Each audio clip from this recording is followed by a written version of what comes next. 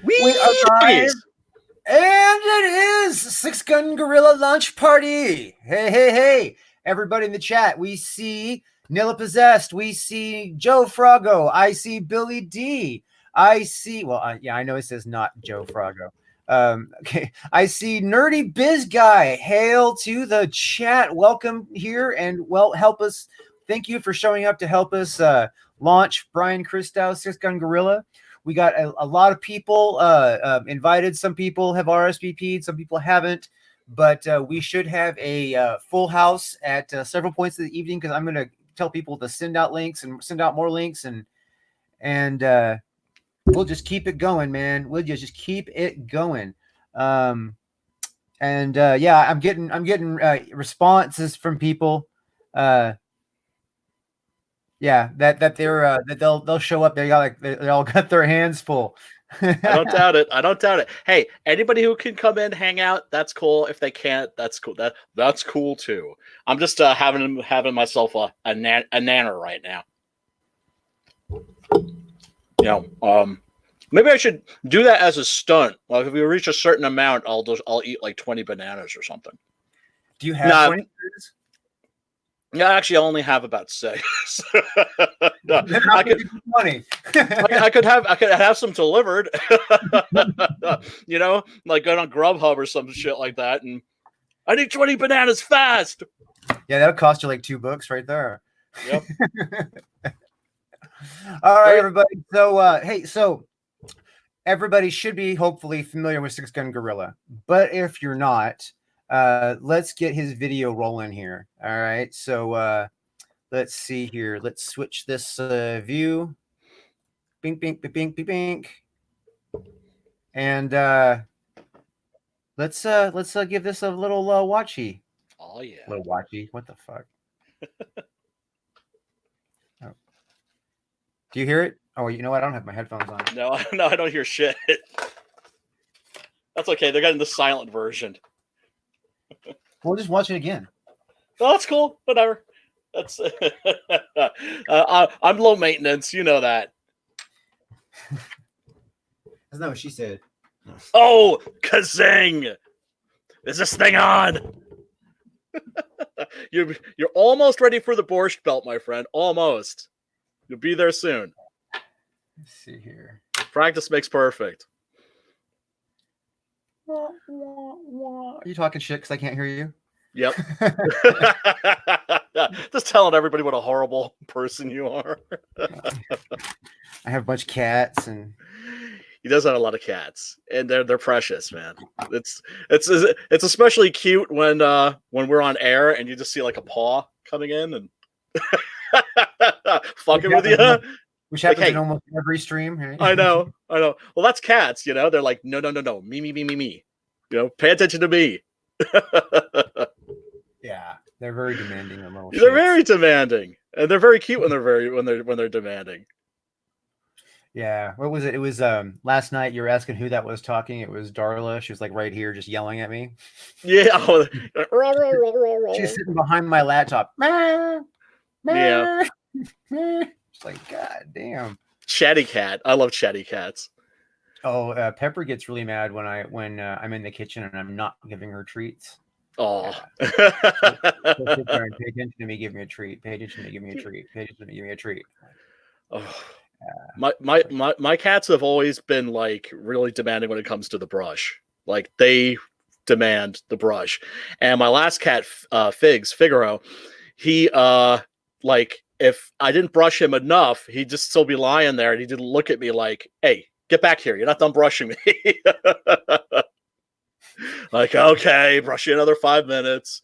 But you might have thought you were done. Yes. But you were wrong. Yes. I was his bitch, and very happy to be so. Now, this was your dog or your cat? The cat. Okay. If it was the dog, he'd be your bitch's bitch, is what you're saying. Exactly.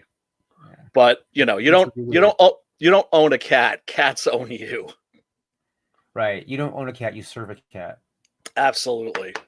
They let you know who's boss. And they get it with especially if you're Egyptian. Well, it's the power of cute, you know. It's the power of cute and fuzzy. I think this is why I wouldn't make a good parent. It's the same thing with kids too. It's like I can't say no to them. And you know, if you're going to be a parent, you have to say no to your kids. That's very, very important, or you're not parenting well. And you know, I'm just a sucker. What can I say? Cute is my kryptonite. I am also a sucker for cute and big titties. So Tigbitties, tiggabitties, tigbitties. nice firm booty. Yeah. I'm a Oh sucker for god. Yeah. nice Oh. firm booty. It's Yeah. like I wish I could say that I was like not an anatomy guy, you know, leg man, breast man, butt man, et cetera, et cetera, et cetera. But all my girlfriends have told me like, yeah, you're a butt guy, because that's just like naturally where that's naturally where my hand goes. That's funny. Yeah. Oh. I appreciate a variety of different women. I think it's because Mhm. I was a photographer for so many years that I've had to like find, like all kinds of different women's, beautiful angles, like Oh how yeah. what's their best angle all the time. Oh yeah, yeah, yeah. No, I seriously, I just love women. Brian Uh Christgau, your book Six Gun Gorilla is excellent. Six Gun Gorilla, awesome comic book.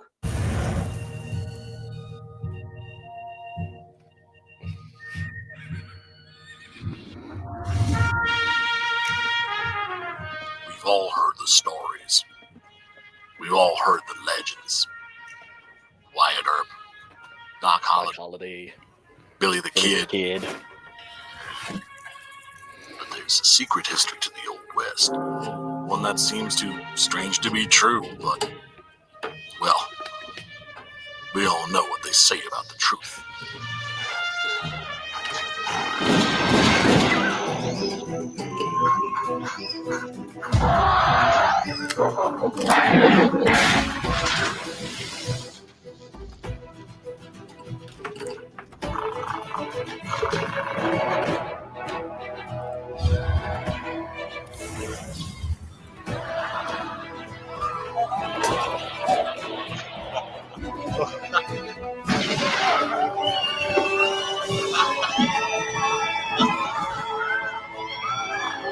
Very big ape, very big guns, blowing very big holes, very bad people. Hell yeah. I think the world is finally ready to hear the story of the strangest, the most startling Western hero of them all.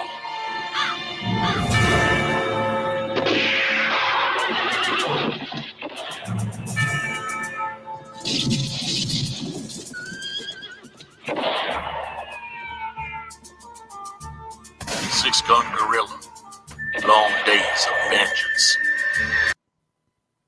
Oh yeah. Yeah, buddy. I tell That's- you, that's some good stuff right there. Thanks, man.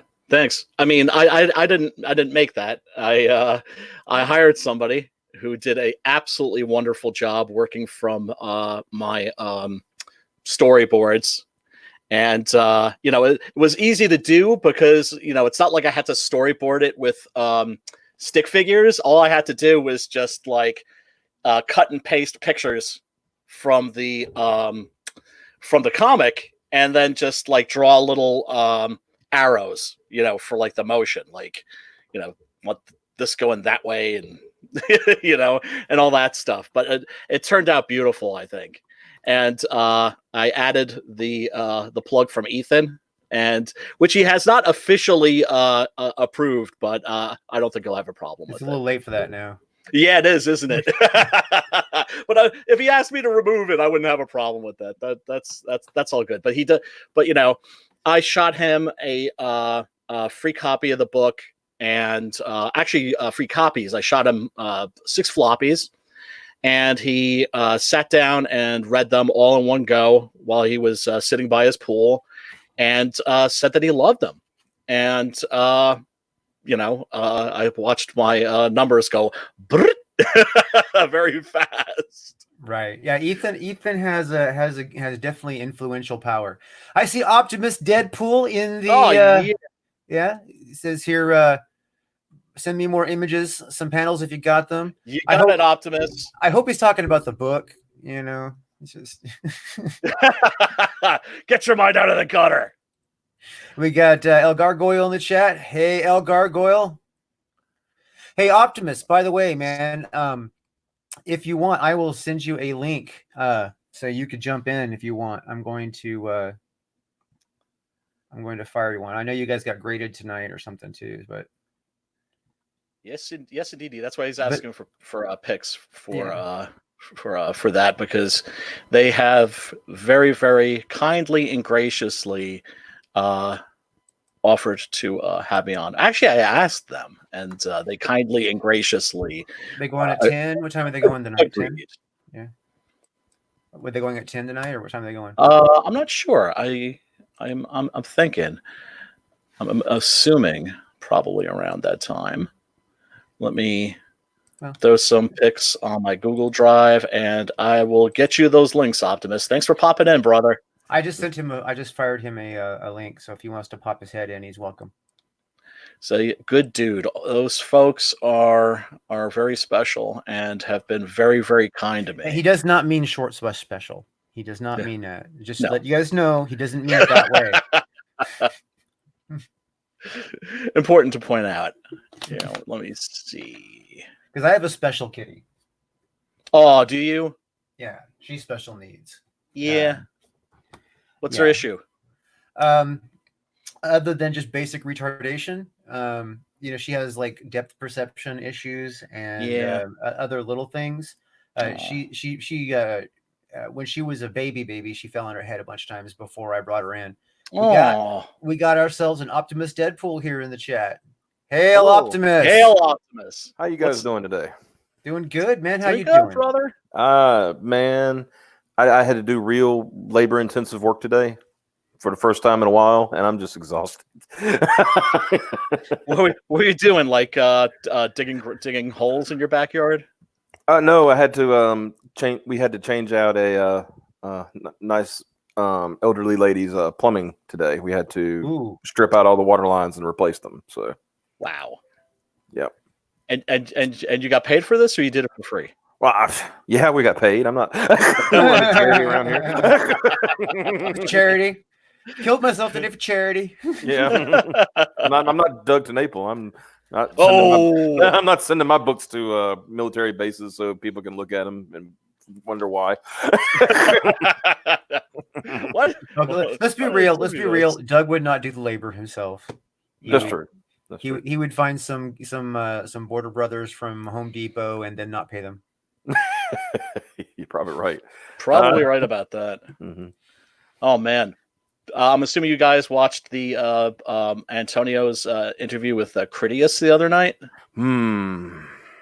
Yes, I saw that interview, and I saw his interaction with Critias while he was streaming with Charlie. Also, was he? Oh, was he in the chat or something? Yes, I started watching that, but I didn't lose interest. I just had to go do something else. Yeah, he popped into the chat, and then everybody started bagging on him. Yeah, Antonio, obviously likes him, and Antonio is a good guy, so he's trying to give him all the slack in the world. You know what I mean? Absolutely. I never met the guy because he pulled his shit and ghosted Comsgate right before I showed up. But the bullshit he pulled had a problem with how people trusting me. It was mentioned to me a bunch of times. He was referenced as the problem. You know what I mean? Yeah. I mean, I'm not unsympathetic.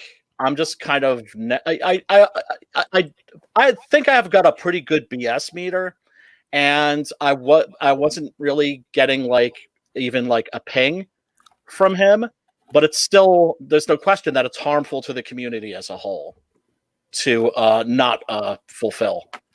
Well, I heard him talking in his interview with Antonio, and then I've seen him in the Soylent Witch trials. You know what I mean? That video. And between those two videos, I wonder how could anybody not think that he was up to something. You know what Interesting. I mean? Interesting. Well, like I said, the Soylent witch trials happened, and right after that is when he, disappeared.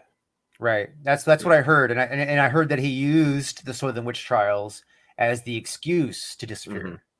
And of course, you ask him, I think it was asked the other day, who gave him advice? Well, guess who? Oh no, PP. Well, no, not him. I was talking about Doug and Mike, and people. Oh, okay. Those. Yeah. If I may repeat something that Micah Curtis likes to say very often.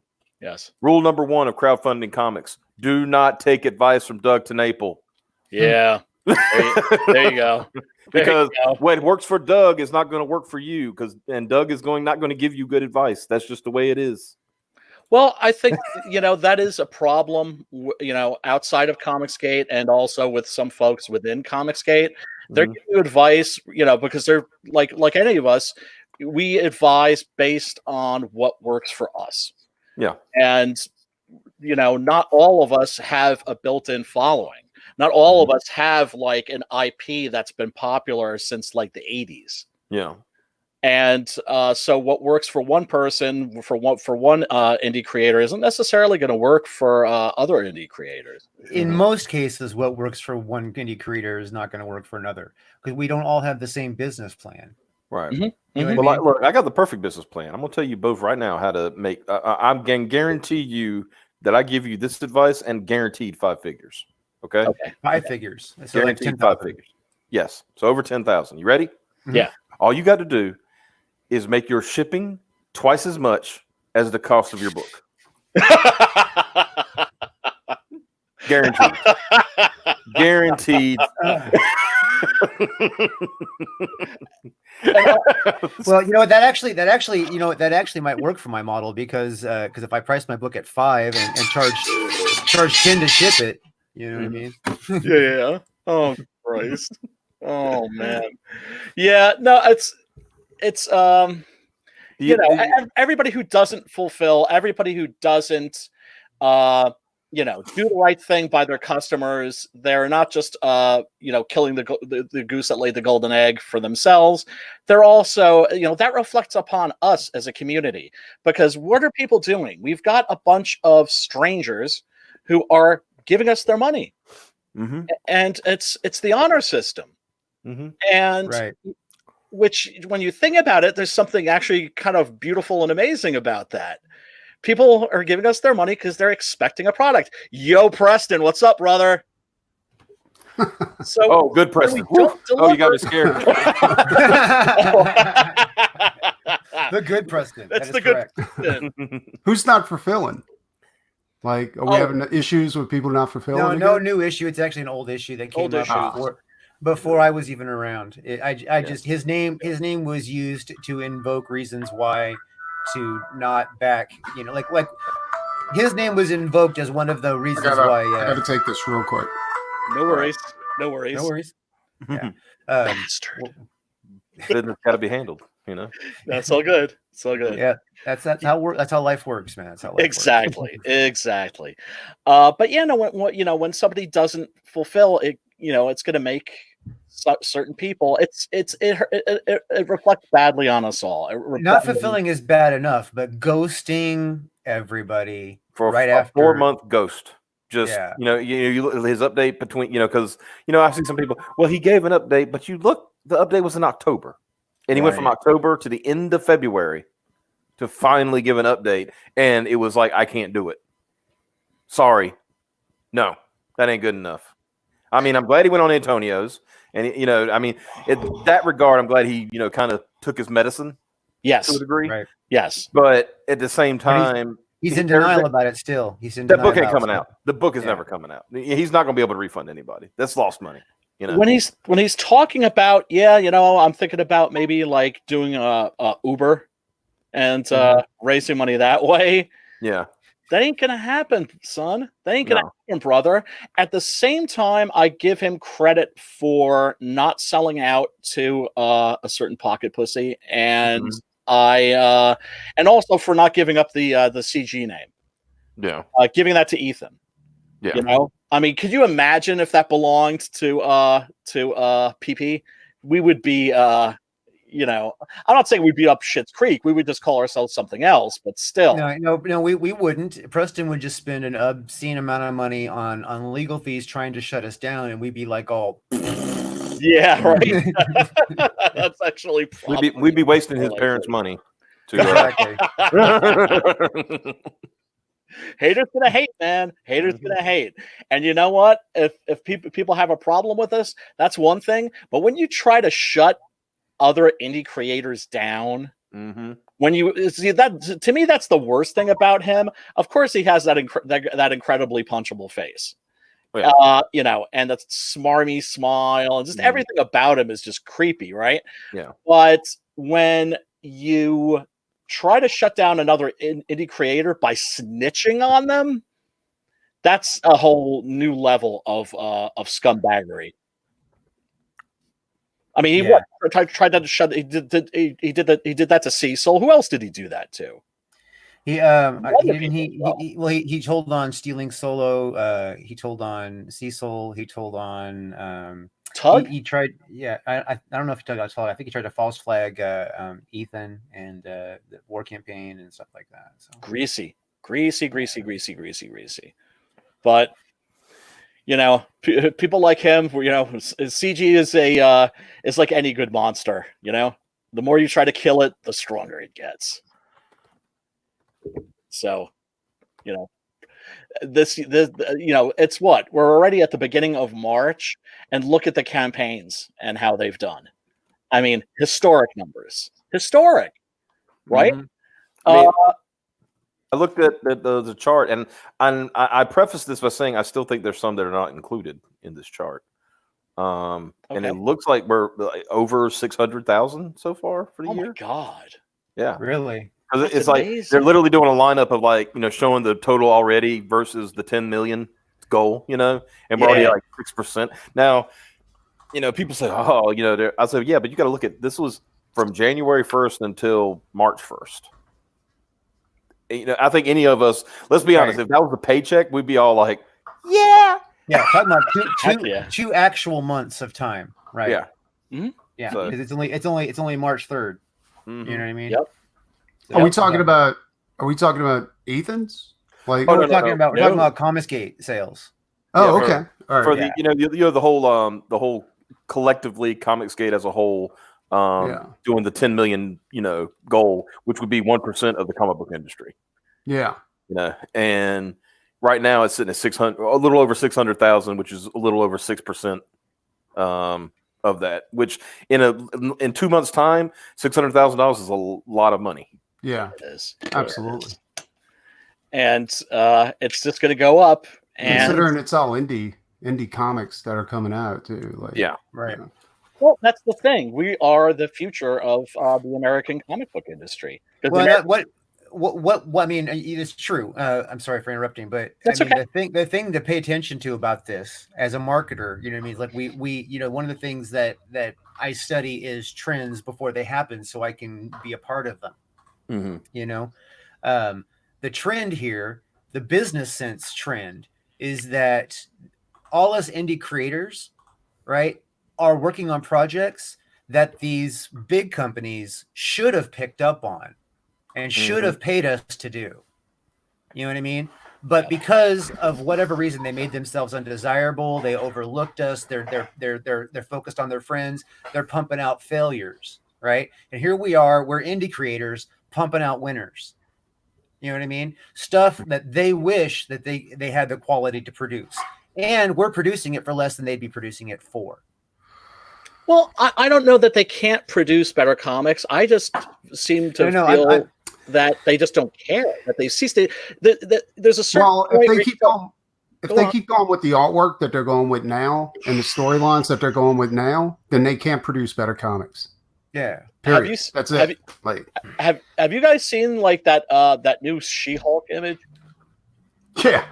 Oh my God, dude! Right? You know what? You just proved my point. Yeah, it sums up everything that's wrong with comic books right now. Absolutely. Yeah, they don't know what they're doing, and the industry is fucking up, and that's why we're able to do what we're doing, and the business trend at some point that's going to become something that's known publicly to everybody. It's going to be the comic book stores are going to know this, and then they're going to start buying indie because at that point there'll be a distributor that figured out how to pull in indie books and get them into comic book stores. You know what I mean? The only problem is I don't think they'll be bringing in Comicsgate books, at least not for the next few years, because there's such a bad rap that goes along with it. But I think like they're going to try offhandedly to try and bring in more indie books instead of just regular mainstream comics, and especially if DC collapses. Oh my god! If DC collapses, that's going to send a shockwave. But like McFarlane said, comic books are never going to go away. It doesn't matter if the big two collapse together. We're still going to be here making comics, and people are still going to want to buy it. Yeah, it's just American comics are going nowhere. It's American comics that are going to disappear. Yes. The French are killing it. The Japanese are killing it. It's just it's sad that the art form that was born here on these shores, it's like one of 5 I want to say Native American, but that conjures up images of Native Americans. 5 art forms that were born in America. I think it's like banjo music, jazz. I can never remember all of them. And comic books, rock and roll, heavy metal. Come on, right? Rock and roll. Yep. Oh, hey Adam, what's up, man? Happy launch party. Thank you. Hey, thank Mr. you, sir. Post. Good to see you guys. It's the Postman. I'm trying out a new headset. You tell me if the headset's a problem, as I'm trying out a new headset, but it's going to make me more powerful than ever.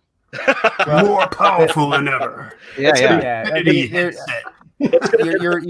microphone has a little bit of poppiness in it. You may want to adjust your volume or something. You know what I mean? Maybe it's a little brightness to it. Yeah. Other than that, it sounds fine, brother. It happens with new mics too. When you got a new headset and mic, sometimes it takes a while to work itself down. Yeah, you do have to you have to work through the electronics because the wires have never heated up. So so you have to break them in like a new pair of shoes or something. Yeah. Well, yeah. See, electronics, the wiring is factory made, and then they don't heat it up. You know what I mean? Right. So it's just factory made. So it's basically new wire. They don't actually test to make sure every wire is fine. They don't give it a circuit. So then that wire is used and it's put in machines, and maybe those machines, maybe those headsets, maybe those electronics are tested once, briefly with a very small signal. You know what I mean? Gotcha. But they're not put into use to where the actual heat and shape of that they've been bent to and all that kind of stuff actually molds into a permanent state. If I don't know if you ever taken apart electronics as a child, but all the wires, even though they'd be soft wires, have already decided to be shaped to somewhere, and that's because they were used, and the heat that from the transfer has forced them into a permanent shape. God damn, I never knew that. Science was never my strong suit, though. Oh man, I nerd out on that stuff like silly. So you're definitely what you would call a gearhead. Yeah, I am. I'm also, a super science nerd. I mean, it's one of my hobbies is physics, just to read and study physics, right now, quantum entanglement theory is something I'm really, is something that I'm really into because I'm trying to incorporate some of that, the science into the Captain Love universe. Excellent. Yeah, I actually started incorporating it in the movie that I wrote, but it's already incorporated. So it's understanding how quantum entanglement actually works. Anytime there's new information on it, I'm ready to jizz all over myself. It's so fucking awesome. See, I love quantum physics, but I have difficulty wrapping my head around it. But whenever I hear about something new, like string theory, for instance, I found string theory very, very exciting. Yeah, except string theory is kind of outdated now. I know. which is a shame. For those of you that don't know, string theory was the belief that, or the theory that the building blocks of reality, as we understand it, were composed of these little, what would you call it, particles that are sort of shaped like a ball of string, and that they vibrate at different frequencies, and depending on the frequency that they vibrate, that's what they are, right? So vibrating at a certain frequency, it's a rock. If it's vibrating at another frequency, it's water, so on and so forth. And that would have meant that the entire realm of existence itself would have been music. Now, how beautiful is that? But yeah, it's fallen out of favor. Yeah, we got some more people in the chat. We got Rob Muerto. Hey, what's up, Rob? He says, I can't read the thing because my cat's in front of the screen. Not sure that comics were born here. I always thought Swiss dude Rudolph Topher invented comics. And then Crystal McGee's in there. Oh, hey, girl. Hey, Crystal, I actually did send you a link. So if you have the free time and want to jump in and say something to Brian while you're around, welcome. You don't have to stay forever. You can stay just as long as you want. Yeah. Crystal's my buddy. Yeah, she was our first guest. No kidding. Mm-hmm. Your first guest? How awesome! Yeah, she was our first great guest. As far as a creator coming on the show, she was our first one. Fantastic. Mm-hmm. Rob Muerto, only string I care about are string bikinis. Oh. Crystal's the first wrench I gave out. Oh, so, no kidding. Yeah. Mm-hmm. That's cool. Yeah. What the heck were we just? Oh yeah, the origin of comics. I believe the original comic character was the yellow kid, right? Who was used in advertising. I don't know. Well, anyway, the feels.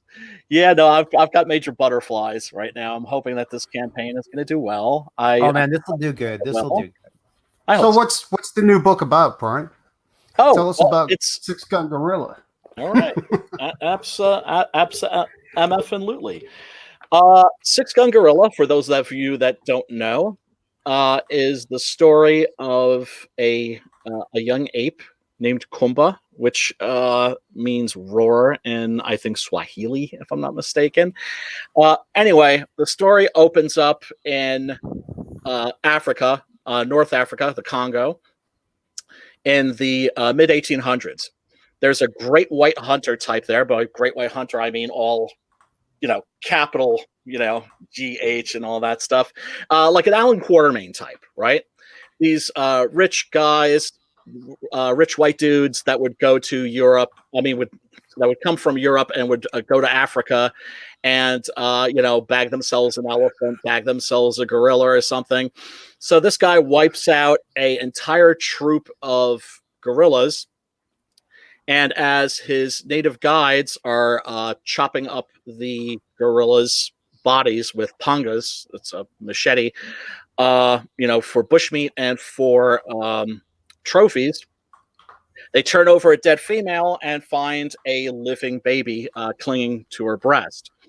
And the great white hunter is like, "Oh, this is great. I bet I could get some money for this thing." So he decides that he's going to throw it in a cage, puts it on a boat to England. During the journey, he runs into a certain Professor Malloy, professor in quotations, who is like a carnival barker type that's planning on starting his own circus. And he's there with his 6-year-old daughter, Abigail. And, she sees the little baby gorilla in a cage and, of course, immediately falls in love with him, goes over to her daddy and tugs on his coat and is like, Daddy, can you get that for me? And he can't say no to his daughter, so he cheats in the card game and wins the gorilla. He takes it to America with him, and he raises the gorilla like a son alongside his daughter. And so we fast forward to the late 1860s. We're approaching the end of the Civil War. And Professor Malloy's magnificent circus of frontier wonders is touring in the South because he wants to stay as far away from the Civil War as possible. And the Civil War was never fought in Texas, despite what you might have seen in The Good, the Bad, and the Ugly. So they're down in Texas. staying away from trouble.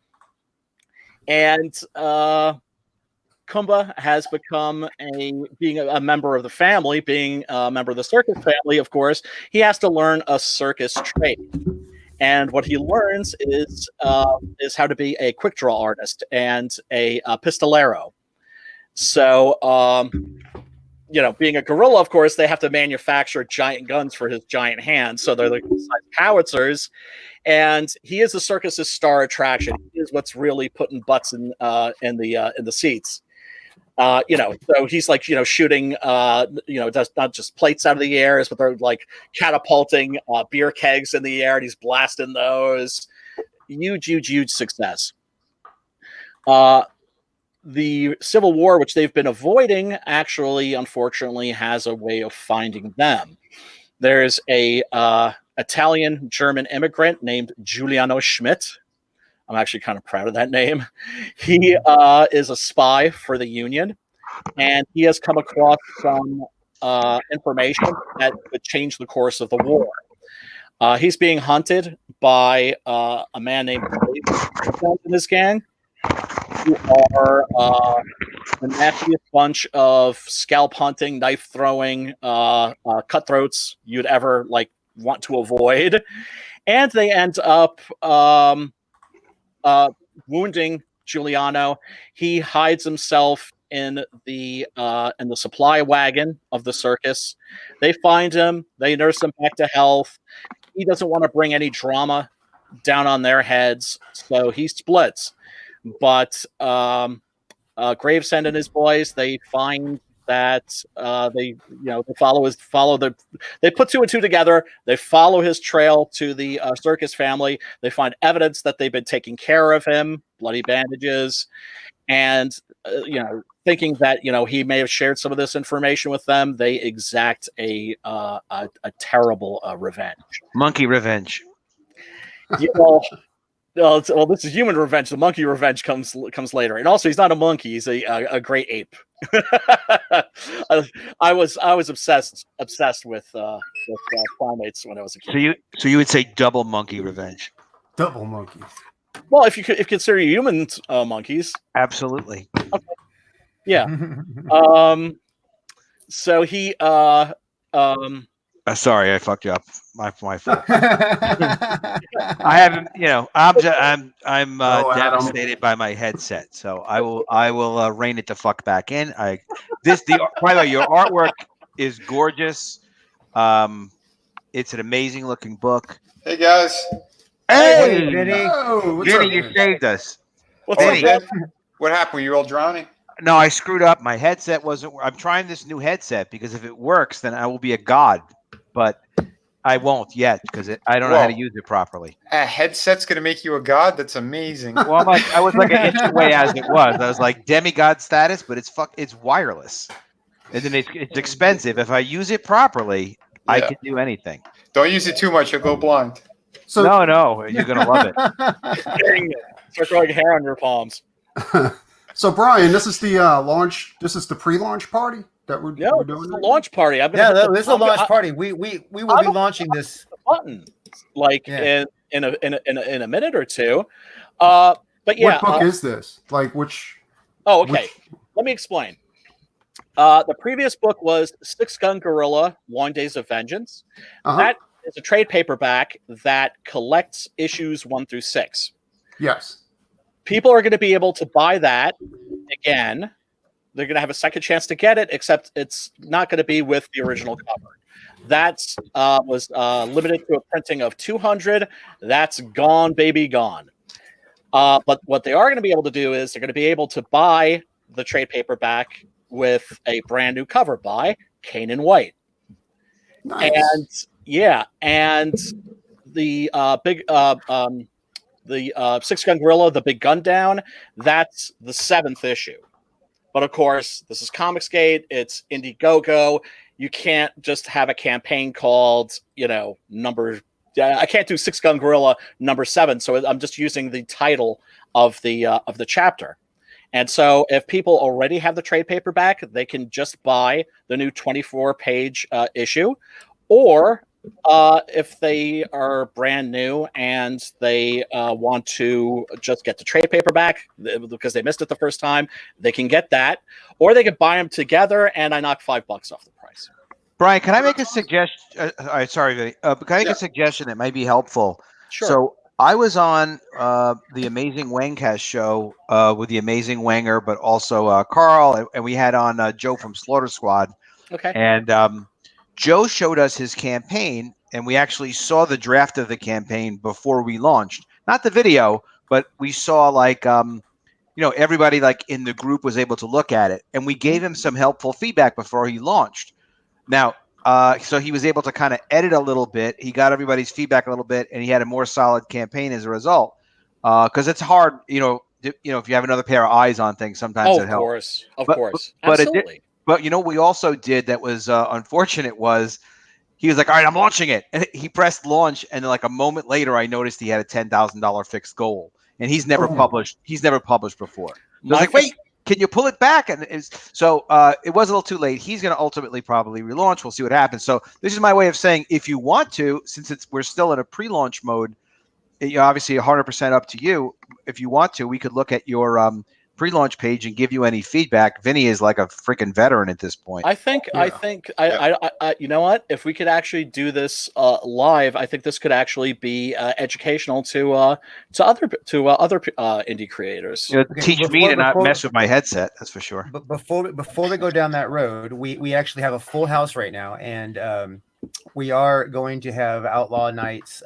Ben Fusler come in, and I promised him that I would talk about his book before we decided to do the launch party, but he's scheduled for 7, so I'm going to invite him when he shows up. I'm gonna somebody has to step out, and it's the first time I've ever had to ask anybody to step out. You gotta go, Brian. We can do that. Bye, everybody. Well, I got revisions. Well, I have revisions to do anyway today, so I could stay until then, and then afterwards, that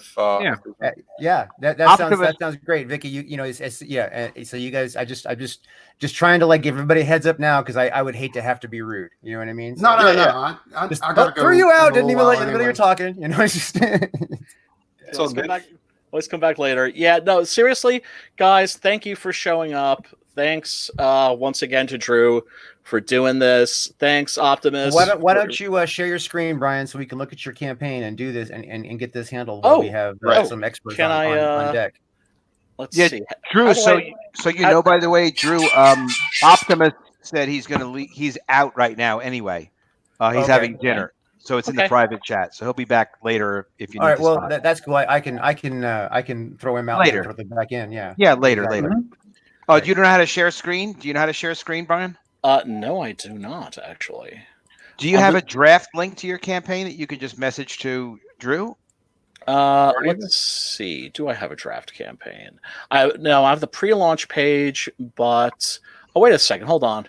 You do Brian, have a. Just make sure you got the porn turned off. Dude, that's exactly what I was just doing. That's Vinny's bad at that. Vinny's horrible at that. I know. I've only been caught once because Preston, it's research. No, Preston sent me a link and I didn't double check it, and it was his. So. Yeah, that's true. That's the only time I was caught. I sent him pictures of me, and it was gay porn. Oh, beautiful.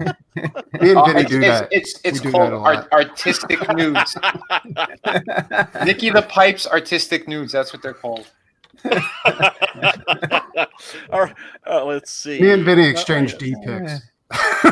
Nothing wrong with that. I heard you guys draw little faces on the heads and stuff, and No, we put the little googly eyes on it, the stick-ons, and we just waggle it back and forth. It is actually good for you, Brian, to know how to share screen anyway. Absolutely. If you look at the bottom of your screen, you see a button that says mute, then one that says stop cam, one that says cam mic, one that says share screen, and then leave studio. If you click share screen, yes, I see it now. But you have to select the Chrome tab or the browser tab that has your campaign on it. Okay. And then it'll be shown to Drew at the bottom, and then Drew can select it. Okay. It's probably the easiest way. Oh, Brian, you boomer. It's all very technical. I'm not a boomer. I'm an expert, damn it. Let's see. I'm a little bit of a Luddite, though. I won't deny that. Stop using big words. We're all special. I can't help it, man. I grew up reading comic books. You got it. There we go. How beautiful. So you got a $500 fixed goal. Yep. Okay. So at least we know you're not going to get hurt there. Nope, definitely not. And I tried to keep. Oh, here are the perks. Graphic novel and the Big Gundown. This is a featured perk. That's $45 for the 148-page paperback and the 24-page Big Gundown. That's a great featured perk. That's pretty much what everybody's going to come for. And then the Big Gundown's $15. Real quick though, issue 7, it is completed, right? Oh yeah, I got it right here. Oh, beautiful. Yeah, it hasn't been printed yet, but here, hold on a sec. You got a mock-up. Right there. Yeah. Yeah. So all the art is finished. It just needs to wait, do it. Show it again. Show it again. I'm going to solo you. Okay. Okay. No speculation there. And real quick. Mm-hmm. Check it out. I'm going to just get a little teaser. Ooh, nice. Sexy. There's one of my favorite pages. Beautiful, man. And let me highlight another one that I think is really cool that isn't on the And this is the product we're selling, right? This is the product. This is the product that we're selling. Beautiful. Yeah, but it'll actually be in a staple stitched comic. Yeah, of course. Format, yeah. You're not getting a bunch of photocopy. not a photocopied print with the paper clip. Not going all Toy George on us. That's not what they mean by staple stitch. I'm punk rock. I'm not punk rock. It's not. It's not staple stitched. It's Brian stapled. This is totally going to be an underground thing, right? Yeah. It's a zine. It's a zine that you're getting. He took Carla Rowe's advice and went extra punk. Yep. All right, so let's just look at the tiers again. Handsome as Brian is, just so we stay on that. Oh, and shiny as fuck, man. God damn it. Hold on. Wait, how do I get out of this now? Oh, wait. That was true. Drew got you. Oh, okay. All right. He's messing with you. Okay. As he does. Yeah. He does it with love. Oh, I know. Just like when he's on like another stream and I bust his balls about being a cat kisser. Yeah. I'm a cat kisser too, by the way. People get weirded out when I'm like over at their home and I'm like kissing their cat. Pussy. Oh yeah. See, Preston, we're not that weird. Yeah, I know, right? Weird is in the eye of the beholder. Normal is one of those things is one of those words that should always be in quotation marks. Okay. Vinny, if you get a cat, I'm going anti-CG. I think me and Vinny. I'm a dog person. Yeah, I'm okay. a dog person. I think me and Vinny watched a porno like that one time. This is like is this a furry thing? Were you guys getting yiffy? It was called cat kissing. I think it was called Drew and Brian Kiss Cats. It was a lesbo porn. The title was interesting on that one.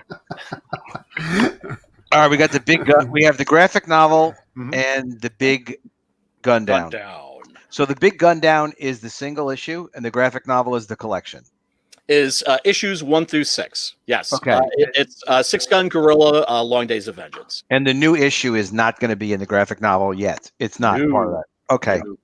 Cool. This is the exact same thing that I was selling before, except with a alternate cover by Cannon White. And gorgeous Cannon White. Yeah. Check it out. Yeah, he's amazing. All right, and then you have the Big Gundown by itself. Then you have the Big Gundown by itself. So if you just want to just dive in at issue number 7, you can do that. I don't recommend it, of course. Now, how many pages is that going to be? The Big Gundown by itself. It's 24. All right, 20, plus cover. Yes. Vinny, what do you think of that price point? $15. That's not too bad. How is your shipping? Should I knock it down? No, I think higher maybe. Well, I don't know, Vinny. What do you think? Well, again, how's your shipping on this? Oh, shipping is like what, $5 domestic? Oh, dude, yeah, I think you're good, right? Because I also don't want to charge people. I don't want to charge them like $1 a page. Mm-hmm. You know, I already don't feel bad, and nobody's doing that math.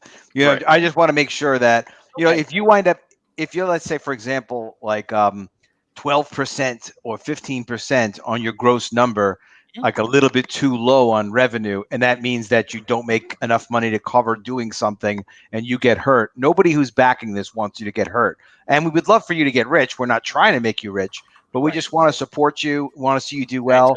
Thanks, yeah, man. And have you hit the numbers that you can hit. So, Vinny, let me get in there. Real quick for what you have here, because you got to keep in mind, not a ton of people backed the first book. So I think this campaign is the big chance for them to get, the both, the 6 issues in the graphic novel and this. Mm-hmm. So I think that price point is pretty good. Because you sold roughly 200 copies? 200 copies, yeah. Yeah. So again, I think what you have here is a pretty good price because, as Brian was saying, he goes that this is the 7th issue. So you're not necessarily selling it by itself, to bring customers. You got the graphic novel to add on. It's going to be the 45 tier. Okay. Yeah. So I think that's pretty wise, and it's a safe bet. All right. What about international shipping? Where are you on that? Woo! International shipping. I'm thinking about $25 international shipping. Well, by the time by the time you launch it, that's it. Yes. Yeah, like you can still change it, right? Yes. You've set them up, right? Okay. Absolutely. Yeah. Okay. So I'll double check right before I hit the button. let's just reference that real fast before we move on to something else. Okay, so go back to your top tier. Well, wait 1 second. The big, like the $15 tier, is that for the how many pages is the big GUNDOWN? 24 plus cover. Okay.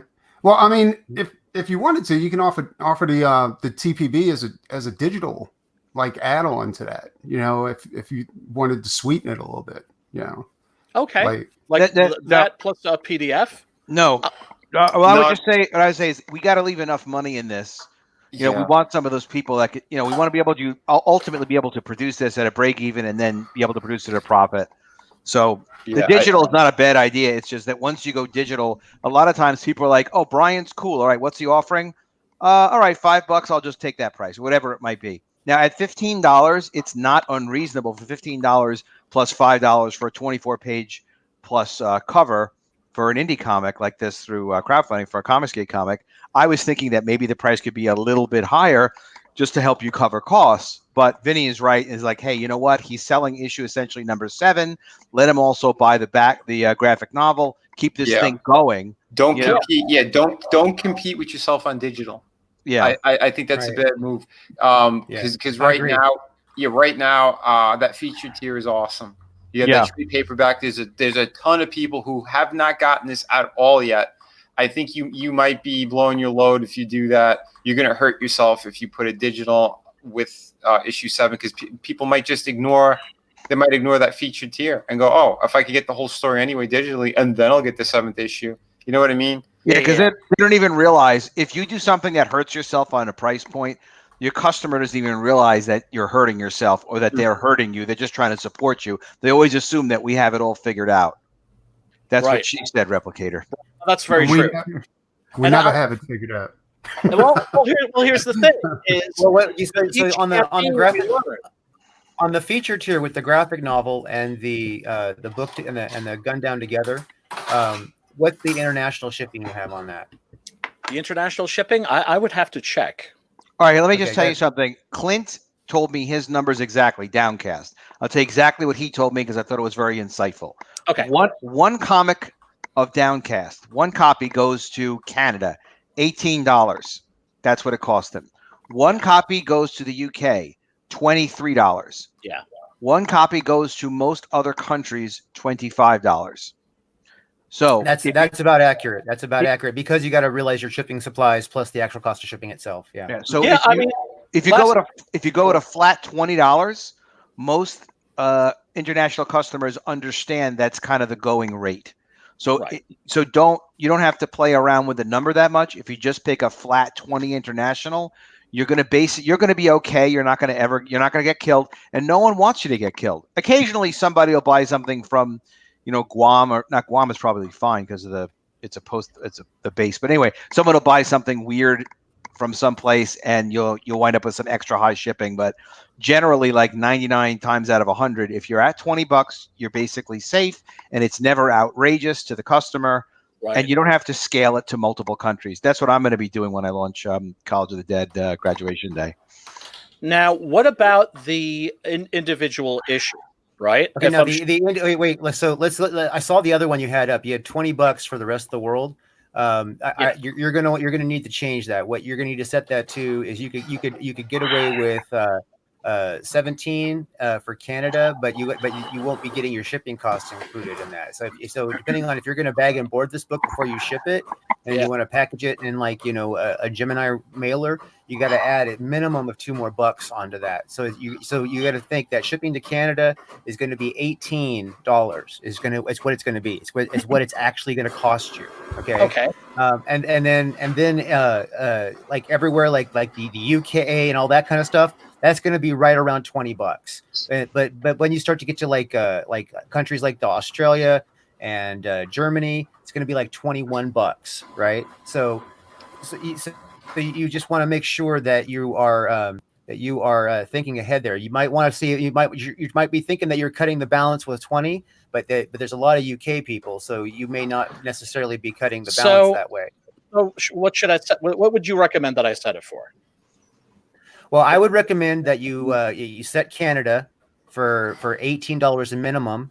You know what I mean? And then I would recommend that you set the UK, Europe, the European ones. Oh, so I should. Oh, wow. So I should actually have a different location. You could choose different areas, or you can kind of do, and then 25 for rest of the world after that. Yeah. Okay. So, all right. But set an 18 for Canada, set a 20 for the European nation, and then 25 for rest of the world. Man, keep learning stuff. This is cool, and I hope the people who are watching this will find this for the two books together. This is the graphic novel and the floppy. Yes, absolutely. Right. So for Canada, it should be 18, at minimum, because you got shipping supplies too. Yeah, it should be 18. Okay. Unless you're building price again, if you're building a price point into the item itself, but like my crazy ass, you got to do the math on that. But if you're not, then it's 18. Yeah. Okay. All right. Because I don't want to screw people on the shipping. No, you're not screwing anybody on anything. This is basically what it's going to cost you. Okay. And if you went this is what it's going to cost you, and you're not going to lose. They're not going to lose. It's not gonna ruin the whole project, and it's not gonna hurt anybody. And international people already understand. Right. Splendopia says, "I live for stamp talk." Are we talking media mail rates? But no, we're talking international rates. Yeah, we're totally going international. Media mail. We just want to make sure when this launches, guys, we know it could be a little boring, whatever, or not silly or whatever. Well, but I think that this could actually be educational for people that are still learning this stuff. Yeah, I mean, everybody's kind of heard this talk before, but the truth is, you want to really hear it again so that you don't make a mistake, because your backers want to support you. You want to work hard promoting your campaign. This stuff has to be right. If it's not right, then it could ruin a campaign. A lot of campaigns have been ruined by screwing up the international shipping. Okay, so for the individual issue, I have $5 shipping fee for domestic, $10 for the rest of the world. What do you think about Canada? Seems a little low for domestic, doesn't it? No, what do you guys think? I ship media mail. That's usually like about $3.33 or so. Yeah. Well, it's a single issue. Yeah, that's reasonable. I think the rest of the world maybe jack that up to 12. Yeah, you're gonna need that to be at least 15 if you're doing rest of the world. Yeah. Okay. So, because Germany is and New Zealand are a little higher. So I got a lot of orders from them last time. Yeah, you really for international, for either of the products, if you're shipping them by themselves, well, like Clint from Downcast was telling me on his numbers exactly, was UK is $23. Everywhere else in the world, he charged 25 because there were ranges, but nothing less than UK really. Right. And he charged 18 for Canada. But he's got a trade paperback. This is the single issue we're going over. We're talking about we're talking about Downcast. First Downcast. Yeah, Downcast was a trade paperback. No, the first Downcast. Yeah, aren't they 2 trade paperbacks? No, the first Towncast is just a comic. The new one is going to be a larger book. I thought the first one was a perfect bound trade paperback. Was it perfect bound? Yeah, I believe it was. May have been 48 pages or something like that. Vinny, stop arguing. Listen. So by the way, Ben, I got those campaigns here. Fellas. Canada, listen, Brian, do Canada $12. That's a good safe bet. Rest of the world 15. You're good on that one. Yeah. Okay. And just for the trade paperback, let's see. You got United States $5, rest of the world 25, and Canada. How much would you suggest for that? Come on, knock that off. This is just the trade paperback by itself. Yep. Maybe 20. Yeah. You can get away with 18 on Canada again because it's going to cost about the same without the staple stitch. Okay. All right. Yeah, because I really want my customers to be happy. I don't want them to feel like they're getting ripped off or anything like that. Obviously, every customer that I have, I really do value greatly. Heck, who doesn't want their customers to be happy? Well, for one thing, even if you're a jerk, you're right, but you also want to be able right? to produce another issue. Exactly. You did save those changes before you. Absolutely did, my brother. Okay, just making sure just making sure, brother. I'm hovering over the review and launch button. Almost ready to go live, but before you can launch your campaign, please complete required information for content. What you talking about, foo? There's probably some area of description you didn't include, you didn't incorporate. Wait, you need more tags, dude. You need more tags. Yeah. Oh. You need a lot more tags. Okay. So what do you got there? You got Monkey comic and books. I should also have animals, comics, zoology. No. If it's not suggesting it, pick something else. Click out. Click that's animal. right. That's right. Right, because we can't put it on our own. We have to try. How about choose. fantasy? Put fantasy. Fantasy for sure. Do they even have fantasy? Yeah, fantasy's one of them. Drew is really good with tags with YouTube as well. This is Drew knows this marketing stuff. Oh yeah, he does. Yeah, he does, and is always very, very quick and hip to share his knowledge, which I greatly appreciate. Okay. Where are we? Wait, where did the tags go? It should be on the bottom of the basics page. So you're going to want fantasy, adventure, books, indie, and possibly firearms or something like that. Let's see. Yeah, there's fantasy. Yeah, get adventure. Oh yeah, without a doubt. Oh yeah, that's interesting. And try firearms. Firearms. Yeah, people who love guns, they come across this like it's a 1 in a million for them. Be like, that is true. Guns, pistols, firearms. Guns. Weaponry. Pads. If you can't see weaponry, you look for animals. Let's see. Toxic masculinity. There you go. High tea. No, I think that's about it. All right. What about primate? Yeah. What about what you? Okay, so how about thriller? That one's in there, so just go ahead and add it. Thriller. All right. Can't hurt. Cause this is thriller. All right. It's a thriller night. The funk of 1,000 years. Campaign duration. I set it for 40. What do you guys think? Why is 40? I don't know. That's not a good reason. I don't know what I was thinking. I would say either 30 or 45, depending on what you feel comfortable with to start with. Well, I mean, it's getting funded, and because my goal is 500. Drew, let me ask you this: do you know if he does 45? Can he do another 30-day extension, or doesn't it max out at 60? It maxes out at 60. So your option is if you do 30 and then you do an extension of either 15 days or up to another 30 days, you could run a 60-day duration and then go in demand. Or you could do this 45. But the thing is, you usually get some pushes on the algorithm if you get close to closing. So usually what we do is we do a 30-day goal. And then if we want to extend it, we let people know we're going to extend it like right near the end.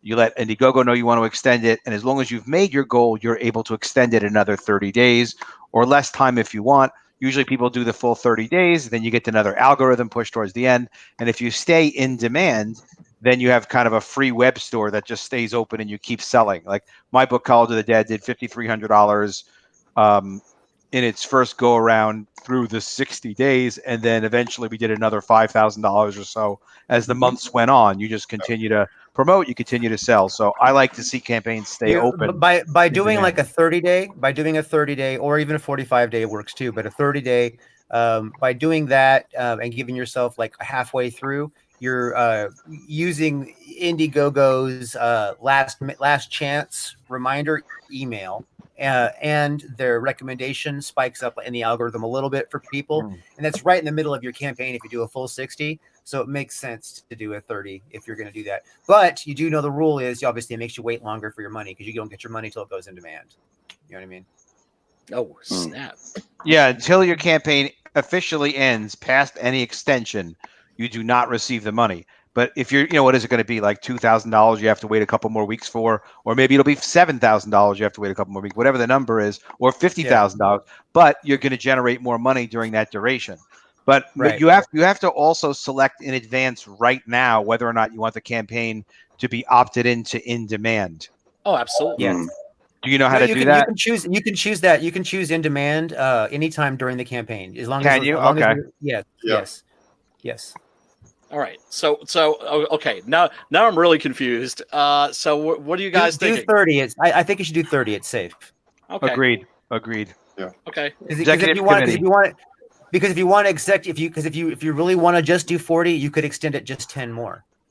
You know what I mean? Okay. Absolutely. Western 6-gun gorilla, not Joe Frago.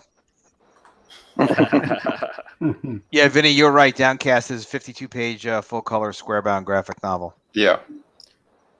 So it's going to be different. I looked at it. I mean, I don't know. Maybe one comic is cheaper. All right. So what's missing here? It's asking me for a question. Questions. Yeah. Yes, you need at least one question. Is this a furry book? Is the question? Is it a completed book? You could say yes. It's completed and will ship as soon as or we'll go to print as soon as the campaign's over. Okay. Something along those lines. Okay, and I can always change this, right? Yes. No, you don't need to change that. You can't change the question and answer, but you can add more later. Right in Back Through the Woods. Yes. Questionnaire. Is Vinny Tarvel's book still available? Of course they are. Yeah. Here are the links. By the way, have you seen the art book too? It's still available through City of Venus and only on City of Venus. Is Vinny the Boner King or the Fulfillment King? It's a good question. He can be more than one thing. Yep. Ask Master as well. Well, that's what you put. You put that in the answer section. You put that in the answer section. Yep. See now, if you're going to call him the Ass Master, let's take that one step further because Yeah, I didn't make that one up. I'm just repeating. I've always been fond of the Road Warrior movie. Oh, Mad Max 2? The Master Blaster. So if he's going to be the ass, he's going to have to be the Ass Master Blaster. Actually, that was Mad Max Beyond Thunderdome, not Master Road Blaster. Warriors. That's Thunderdome. That's correct. Road Warrior Thunderdome. Yeah. Mad Max Beyond Thunderdome. Right, you're right. Tina Turner. Woo. Yep. Yeah, man. We were just having a discussion about that. Someone didn't like that third one. Was that you, Brian? That was me. That was me. I left the theater crestfallen because I was the biggest Mad Max fan. And when I found out that there was a sequel, that there was going to be a Mad Max 2, I was eager to see that. It was released here in the United States as The Road Warrior because Mad Max was a huge hit everywhere across the world except America. Because when they brought it here, it got a very limited release and they dubbed it into American. They didn't dub it into English. They dubbed it into American because they figured that people would be too confused by the Australian accents. That's hilarious. All right, so now you're good. Now we know that because you filled in your question and answer, that's what they were stopping you from your content. Okay, so now you're good. So now when you're going to hit launch, it's going to launch. All right, don't hit it yet. I shan't. Okay. Brian, before you launch, what is your social security number? Do not tell people that. We need your bank account number too. Don't do that. Blood type. Okay, so now hold that ready to load. Okay, you have it up. You're ready to hit the button. It's ready to go. Yeah. Okay, so now let's tease everybody. Tickle everybody's ass with a feather. Yeah. All right. So before we do that, let's do this. Brian Christgau, your book, Six Gun Gorilla, is excellent. Six Gun Gorilla, awesome. Awesome comic book.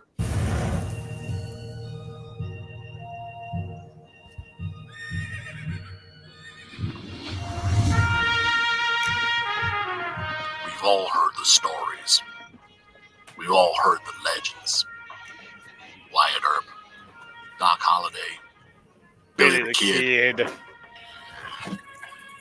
But there's a secret history to the Old West. One that seems too strange to be true, but, well, we all know what they say about the truth.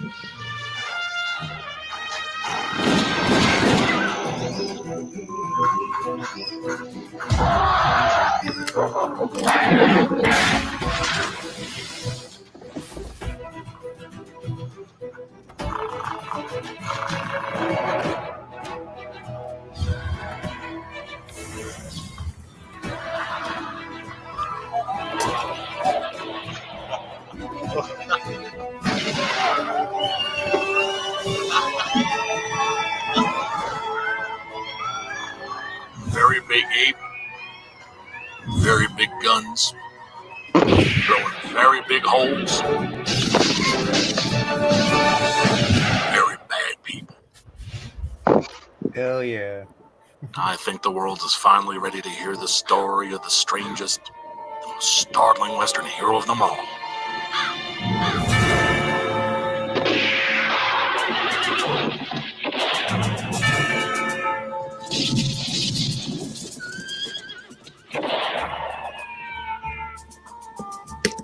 Six Gun Gorilla, Long Days of Vengeance.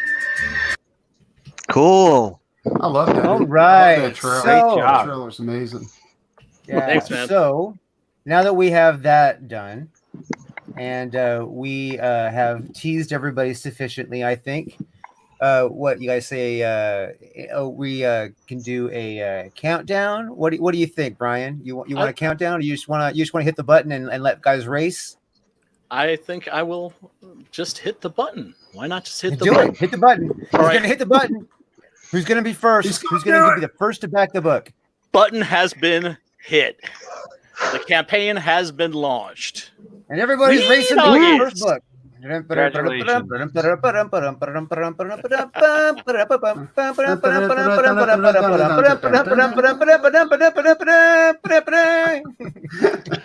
Oh yes, the good old William Tell overture. Yeah, oh man, I would love to see Six Gun Gorilla versus the Lone Ranger. That would be great. But the ultimate for me, of course, would be Six Gun Gorilla versus Tarzan in Pellucidar. I don't know if you guys know your Edgar Rice Burroughs or not. Still sounds cool. Yeah. Fuse Box is in the house too to celebrate. Yes. Yeah. What's up, y'all? Hey, while we're letting people try and catch up to the Augusto magic that there is of the Six Gun Gorilla launch, everybody make sure that you take the time to let's see, what's the correct link now that they're hold on.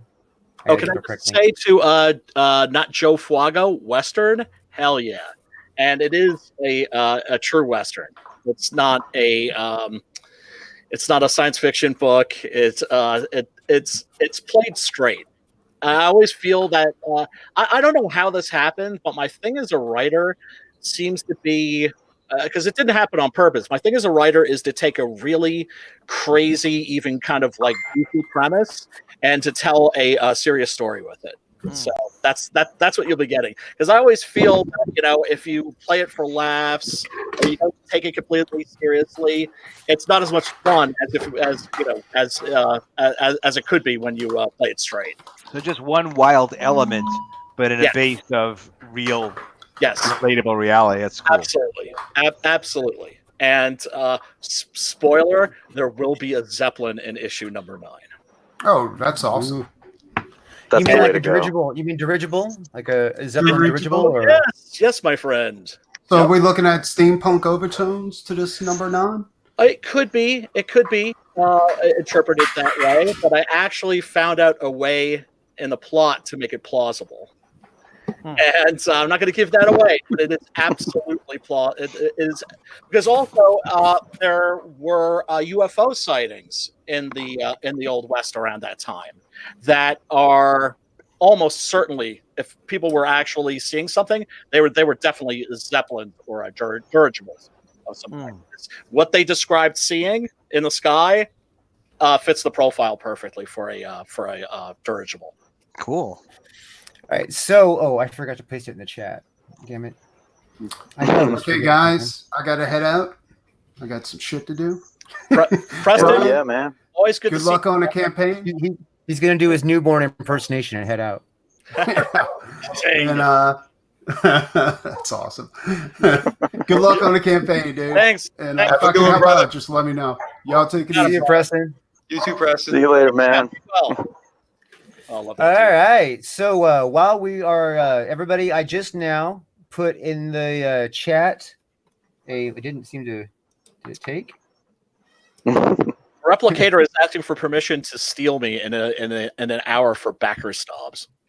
That's really up to you, man. If you want to go to backer snobs, that is. I don't want to betray you, no, you're not betraying me, man.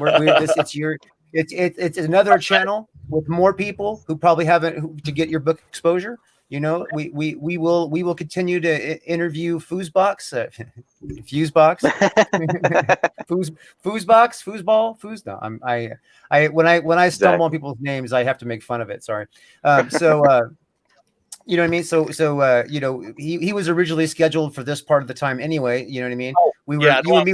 You were gonna harass him with me. You know what I mean? So but if you need to roll and put some more exposure on your book, dude, that is the most important thing to do. You got books. This is the first 48 hours. You got to push hard. You know what I mean? So thanks, brother. So we got your back on that, man. So whatever, thanks, brother. Man. Thanks. Yeah. Seriously, mucho appreciation to you, Drew. Mucho appreciation to everybody. This is why CG rules. This is why I'm part of this community. Is because everybody's got everybody else's back. Yeah. Course, so until then, we will continue to shill some 6 Gun Gorilla and Outlaw Nights. Outlaw Nights is in mailing list mode. So we're gonna want everybody to go out there and do the mailing list. I totally thought I pasted that in the chat, but I can't see it. It says I pasted it, but I did. Oh wait, you know what? How is YouTube rejecting my comment? All right, I'm gonna do it on YouTube. Damn it. Are you not an administrator on your channel? I am. That's the crazy part of it is I actually am the administrator on my channel. So. Lies. I don't believe it. By the way, Brian, right? Drew was number 1. I was number 2. So Nerdy Biz Guy says back twice. So that's right. There you go. Always back twice. What's up, Red Gaze? What's up? What's up? YouTube hey, congratulations on the launch, man. Thanks, brother. Thank you. Good to have you on board, brother. This is a momentous occasion. This is a good day for sure. And I am feeling the love tonight. What's the what would you say like the age range if it was like Scholastic? sell this book? It's what's the level of violence? The first issue, I'm comfortable giving to children. Mm-hmm. Second issue forward, it starts to get a little bloody. Okay. It's not Garth Ennis-y.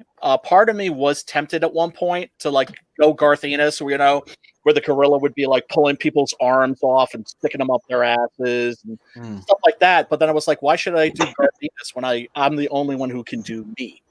Yeah. And, let Garth Ennis do Garth Ennis.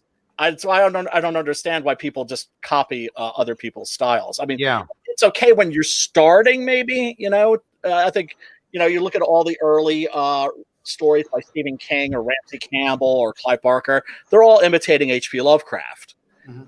But, I've been writing long enough where I was just like, let me just make this like.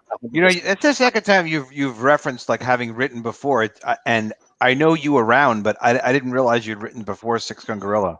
Oh yeah, I've been writing for 30 years. Yeah, and comics is the most unnatural medium for a writer to work in, and it's the most difficult to learn. And I could say that because everybody I've known of who has worked in other mediums, say it's novels, prose, plays, whatever, screenplays. They all, when they go to do a comic book, they're flummoxed. They're just kind of like, I don't know how to do this. And it takes a while to learn. So, I've written every issue of Six Gun Gorilla. All the scripts are ready to go. And before that, I must have written, 8 screenplays and about 15 comics. So I'm at the point right now where I feel like my work is just starting to get like at that professional level. Fantastic. Yeah, and the project. I've read the book. And I don't have to even like pretend like it's not a great book. It the story has all kinds of little nuances that makes it amazing, and it is definitely worth reading. And I would have no problem giving the book to a small child to read. You know what I mean? There's things in there that might be a little adult as far as thinking wise. That you know what I mean. There is violence. You know what I mean. But but I would also hand a child a gun. So here's the thing. I would suggest that the age range be about 14 and up. I'm thinking. I think it's safe with 10 easy, man. Because they've watched Western on TV, and Westerns on TV are more violent than your book. There's some pretty salty language too, though. I get a little Deadwood in a scene or two. Yeah, but they might hear that at home. That might be love talk between their parents. I think the fact that it stars an animal is probably what would help attract kids to it. You know what I mean? Yeah, I mean, I would love to do a kid-friendly book at some time, but so we're going to overrule Brian. We're just going to overrule Brian. Say yes, this book is a kid's book. We're just going to overrule. There's a lot of stuff that's worse for kids in this book, and it gets pretty dark. And the thing I think it has good lessons. It has really good lessons. The gorilla's father, or pseudo stepfather, adopted father, or whatever, has a lot of love for the gorilla and gives him life lessons. Now, this book is beautiful for children. If you're like so hardcore that you can't put swear words in front of your kid, don't give this to your. Well, kids maybe a teen, like 13 or something like that. Yeah. Well, by the way, I guy backed you twice. It says here, Skits copy. Sweet. Thanks, brother. So things are starting to happen. Thanks, brother. And I put it. Everybody retweet this thing. Let's get this thing pushed. Everybody push hard for Brian. He deserves this. He really is a great dude. The book is awesome. Like I ain't lying. I've read this book. The next one is going to be great. I have not read it. I've had little teases, you know what I mean, but I have not read it. I'll shoot you a copy. I'll shoot you I'll shoot you a digital for sure. Because dude, didn't I send you a digital already? Because I have been sending those out. But you know what? You might have sent me a digital. Okay. Wait, hold on. Wait, I might have already read it too. Hold on. Rot 10. Rot 10. Yours is, I know for a fact, in the mail on its way. Cool. And I hope you get a kick out of it. And that's the thing is, I've been so incredibly blessed that at the reaction that this has gotten. The critics have been super nice, super duper nice. And I've only gotten one negative review, and that was from a guy who just said, "I don't like Westerns." Like, oh, okay. Yeah, it's the genre. That's the genre. I figured that there like some people would like it. That some people would really like it. You did send it to me. You did send it to me. You did send it to me, but I downloaded the web page instead of the PDF. Okay. So I have to download the PDF instead, so I can actually read it. So that makes sense why I haven't read it. I'm looking here. I'm like, this is where it plays right next to the other digital copy you sent me. I'm like, it says preview copy SGG drive. I'm like, oh. It's like I got the HTML page instead. Okay, so. That's all good. But what was I saying? I don't know. I interrupted you. No, yeah, that's fine. You can interrupt me anytime, brother. You create a work, you make the work that you want to read. I made the comic book that I wanted to read, and you hope that other people get it, but you're not sure if they are. And much to my surprise and my joy, people really do seem to be getting it. The best review that I've read, because of course, you have a theme that you're working with, but you also don't want to beat people. You don't want to make it too obvious. Like, what's the message of the book? What's the theme of the book? Right. And so I try not to even think about that when I'm creating, and let that emerge organically. And there was one critic, a young lady, who wrote a really glowing review. That's actually my favorite review, where she said it's about the difference about what you can do and what you should do, and knowing the difference. And I would go with that. That's what the book is kind of about. It's a revenge story, if you want like kick-ass guerrilla blowing huge holes in people with 6 guns the size of howitzers. There's a saloon brawl. I had to have a saloon brawl, right, with a gorilla.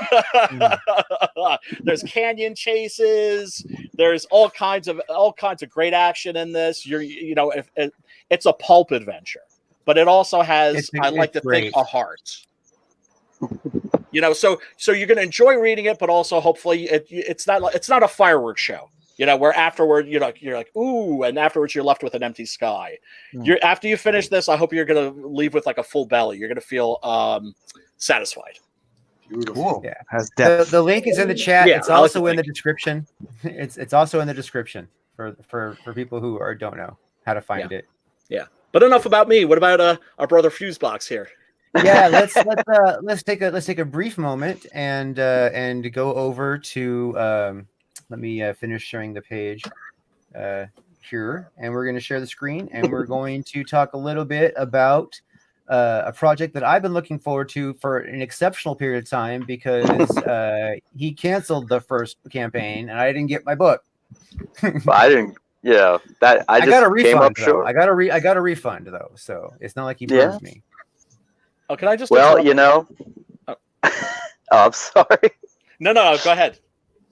No, yeah. In light of the wrong share, hold on. I'm just gonna get a tea refill.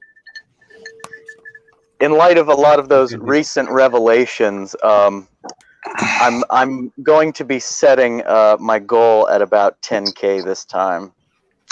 I know that. You know what? Why don't you set it lower, because then you can make sure you get it in demand, and then you can just write up the difference in demand. You know what I mean? I hope so. You're okay. Let's hold on. You're sitting with a lot of experts on this very topic. Okay. Yeah. So why don't we go with the consensus? Okay. Okay. Let's go back first and just for perspective, what was the goal on the prior campaign? How much? 7K. All right. And how far did you get? I got to about 2,500. Okay. Now, from my experience, I know it's a long shot. No. But from my experience, just like when I was doing College of the Dead, I had a $5,000 flexible goal, and I thought that was a good idea because if I didn't get fully funded, at least I get some of the money. And I also knew, well, even if I only get like 2,000 or 1,800, I have enough money. I'm going to ship this anyway. I don't care. because I had it all. It was already prepared that way for me. So that said, that was my plan. What I didn't realize was if you don't get momentum, where people are kind of talking about your campaign a little bit, but also that when someone goes on, they hear about you, they look at your campaign, they have to get the feeling that there's some likelihood that you're going to get funded, because people didn't know that, oh, happy old Adam is going to ship this no matter what. We don't care. He doesn't care. Like, they look and they saw like, well, all right, it's been 2 weeks and Adam only has $1,200. He needs another $3,800, and it's a flexible goal, which means if Adam doesn't fund, he doesn't have to ship the book. So it really, I got lucky with some early promotion, did some sales. I also got invited on some shows. That was fortunate for me too. But I know a lot of people looked at my campaign and I could just feel it. I was like, I was trapped, which is one of the subtle great things. As a quick aside about the War Campaign guys, I went on their show, and when they were promoting me, everyone around crowdfunding, they know when you're not going to make your goal. So Rhoda helped me with, he put my money in Zimbabwe dollars. He's like, Adam's already got 35,000 Zimbabwe dollars. So guys, this is pretty amazing. To distract from the fact that it looked like I wasn't necessarily going to be able to fund. And he knew I was going to ship anyway, and I had the money. So the point is, there is production cost is incredibly important. But it is a serious consideration, too, to just make sure that when people go on the campaign, it does look like you're going to fund. Now, what Drew is talking about, you probably know, but just to tie it up and clarify as part of our conversation, is if you do a 30-day goal, and then let's say you extend, you can extend if you've made your goal, and then you can stay in demand. I'm still in demand on my original College of the Dead, and it's ultimately raised $10,000, which is not a fortune. It's just more than enough, and it's allowing me to do the next book. So that's the issue is, you could come hell or high water and be like, do or die and all that other attitude, and that's good. But at the same time, you don't want to lose that opportunity that people get to your page, but then get an impression like, oh, this guy's probably not going to fund, so I don't want to back it. But listen, the best way of doing this is you need to kind of guesstimate printing and shipping. So look at your previous campaign, the numbers that you had on there, what you actually need for printing. How many pages is your book? 48. 48 pages. So that's what you gotta. I mean, go to one of the websites with the printers and try to play with numbers to see let's say between 200 books and maybe 500 books. Just as a quick aside, I've looked at MixAm's website recently because I was surprised the price is so low, even though I know a lot of numbers. 48-page book plus cover, full color, $4.60 plus shipping per book. It's about $5 per book on 100 print run. And the number will go down, just not super drastically from 100 to 200 to 500. So maybe it gets down to as little as $4 a unit at 500. But if you play with a number of $5 per book to you, not including shipping to a customer, but $5 per book to you, you'd be safe on an estimate for 48 pages in full color. Yeah, because you got to remember too with these campaigns, you have to show people that you're trustworthy. One, two, that you're very serious about getting these books out in people's hands. So that's why a lot of people, they get skittish if they see a number way too high, because it looks like someone's just coming in here I want to make as much money as possible on this book. Now that might happen, it might not happen, but at the same time, be realistic on what you're trying to do. Try to make sure that printing and shipping costs, those are the first things you have to guesstimate. I know it's real difficult, but it's a little bit easier for you because you've already had the campaign. So you have to play with that kind of stuff first. I wouldn't just throw a number like 10,000 or 7,000. Yeah. Let's figure out what your minimum is real fast. Okay. I mean, these are easy numbers to crunch. All right. So, So first question first, we know Render Contender is still doing the book, right? He's still drawing it. Yeah. But the problem is I need funds to continue to pay him in order to do that. So that's the reason for the high costs. No, that's understandable that you need the funds to pay him. Okay. So have you figured out what it's going to cost? Is he doing your colors and your and the illustration, or just the illustrations? No, he's just doing illustration, and it's going to run around $7,000. that alone. Okay. Yeah. And then how much for the colors? Do you know? We're gonna around, I would say, $3,000. $3,000. That's for the whole book. Okay, so you're thinking it's going to cost you $10,000 to actually produce the book itself. Okay. Yeah. All right. The number makes sense than what he's looking for. But that's what I'm trying to say. Yeah, you have to try to cover all of your costs. But make that clear with people. Like I would say, when you can't pay your campaign, you say that, the cost of this book is going to be going towards, paying the artist, paying letters, all that.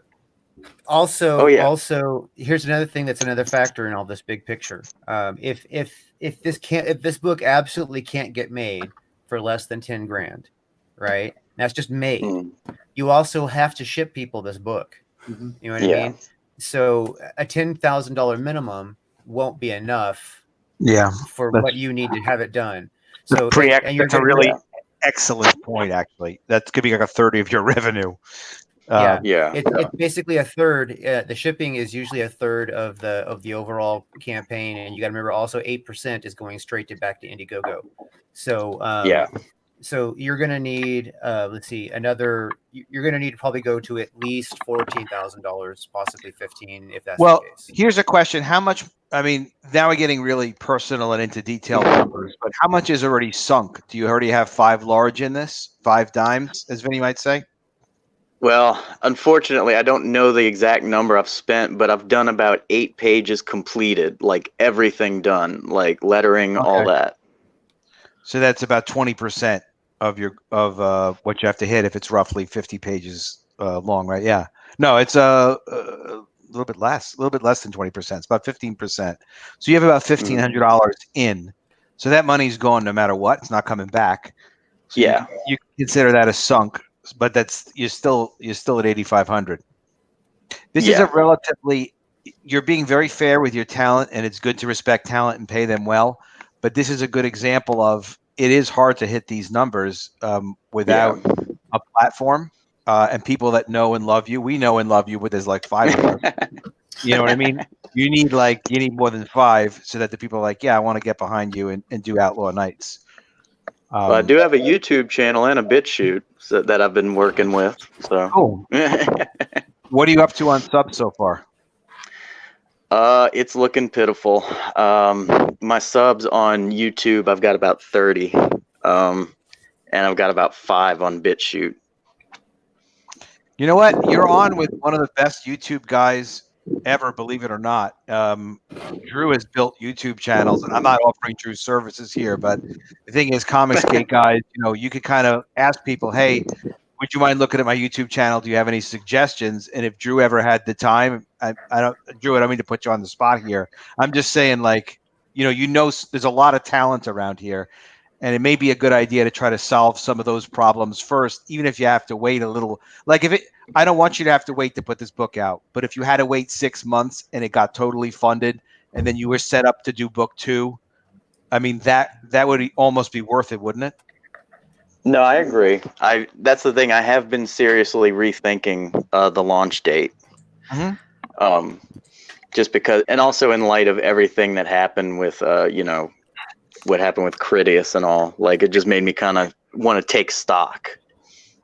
Yeah, and nothing of what you described has any similarity really to Critias. Only that we should all be careful with picking our numbers and stuff like that.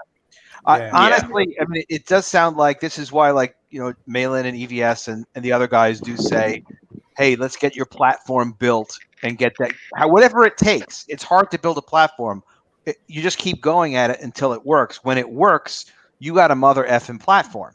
Look how hard Vinny has worked like a madman to build a platform. It started off very, very slowly for him, and it's cost him a lot of time. And Vinny's, an art talent. He's a freelancer.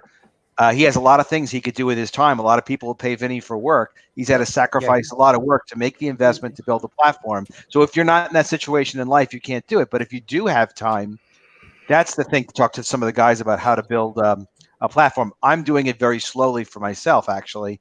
And everybody's situation's unique.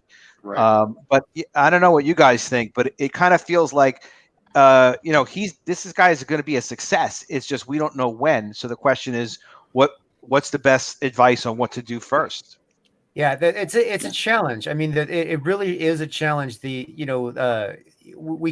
can't be in the same position I was, where I basically spent an arm and a leg on my book before I came to Comicsgate. You know what I mean? And I would think almost nobody could be in that position. And it's not a comfortable place to be. So I don't recommend that people do it unless they're totally believe in themselves and totally believe in their book like I do. You know what I mean? The whole waiting forever to launch your book also is one of those things that's a challenge. What I would say is you're planning right now. You're planning on March 20th, and it's not in stone. Oh no, April 1st. I'm sorry, April 1st. I thought it was April 20th. I think it's 420. No, it's been April 1st forever. No. Yeah. No. Yeah. Put the pot down, buddy. No, never. Never. No. Okay.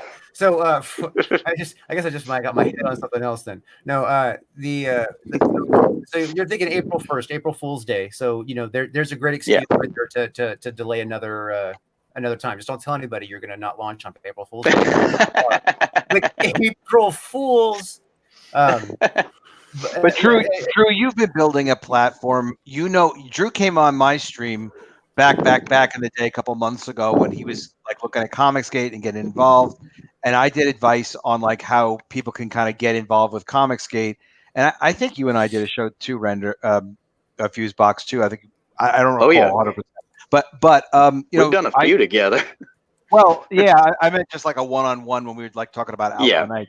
But what I mean is, Drew is like asking me questions, and he's active on Twitter, and he started out doing the things I suggested, and then came up with some of his own great ideas and networked with other people. And the platform is the network. Your platform is part of the network, and just understanding that networking and doing that stuff. Drew, what about doing a show talking about that now, maybe with some of the other guys who kind of like you came in, or like me, we could talk.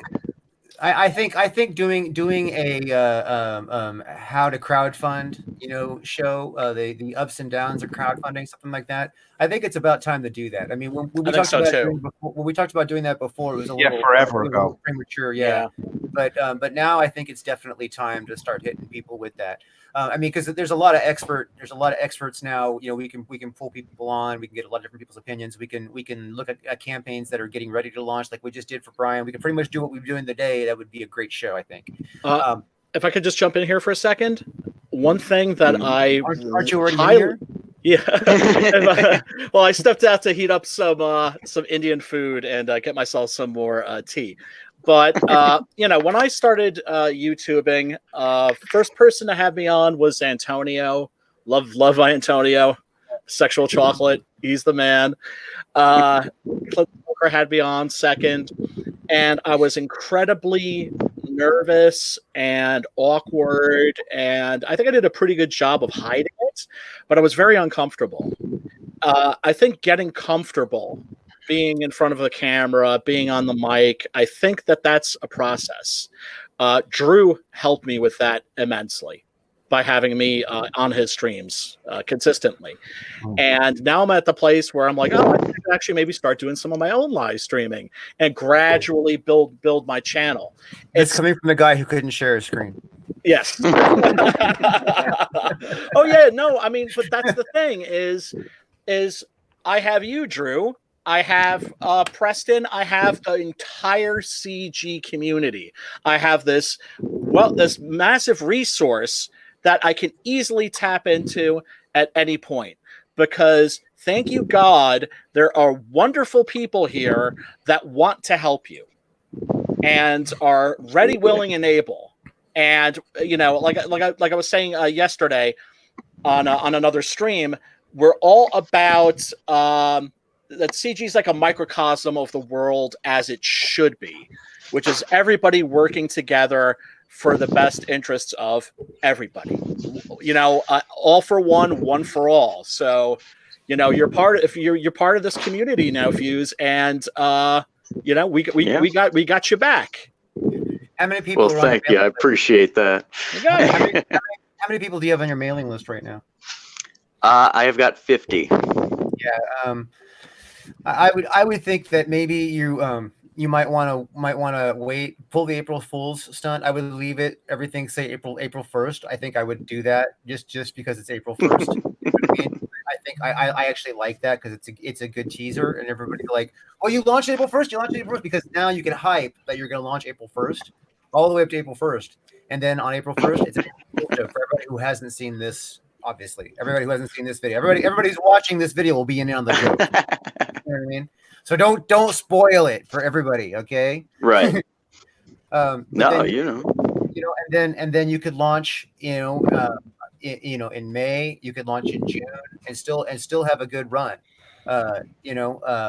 but between now and then, what you do with your time and how you treat YouTube, how you treat Commonsgate, how you treat your Twitter is going to make the difference when you do launch. And you're gonna need 13-14K as your minimum. So you're gonna probably gonna have to do fixed goal, because if so everybody feels comfortable with that high number. You know what I mean? You put that high number, you put a fixed goal. They know you're not gonna take the money and run. You know what I mean? Absolutely.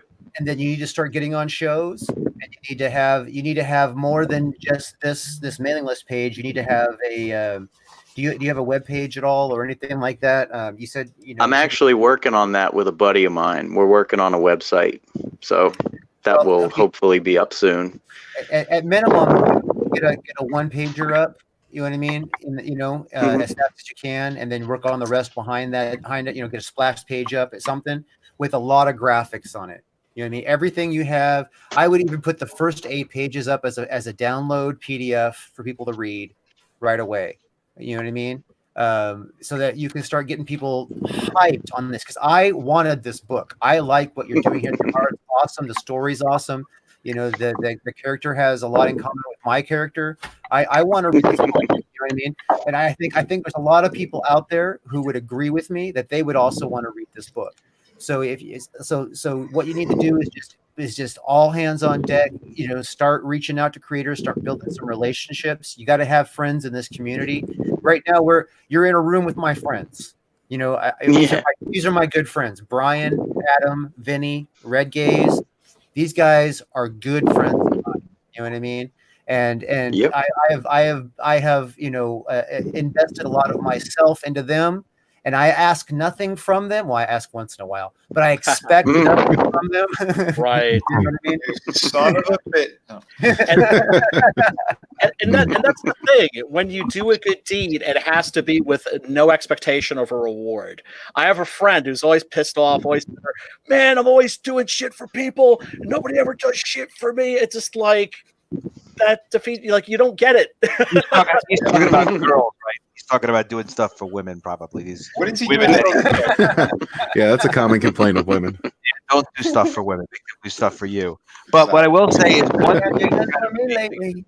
once you start doing things for other people, somebody take that soundbite. It's the wisest thing Adam ever said. Yep. We all learn these things the hard way. But when you do things for other people in a good community, like the Commonsgate group, it comes back to you like 5 or 10 times over.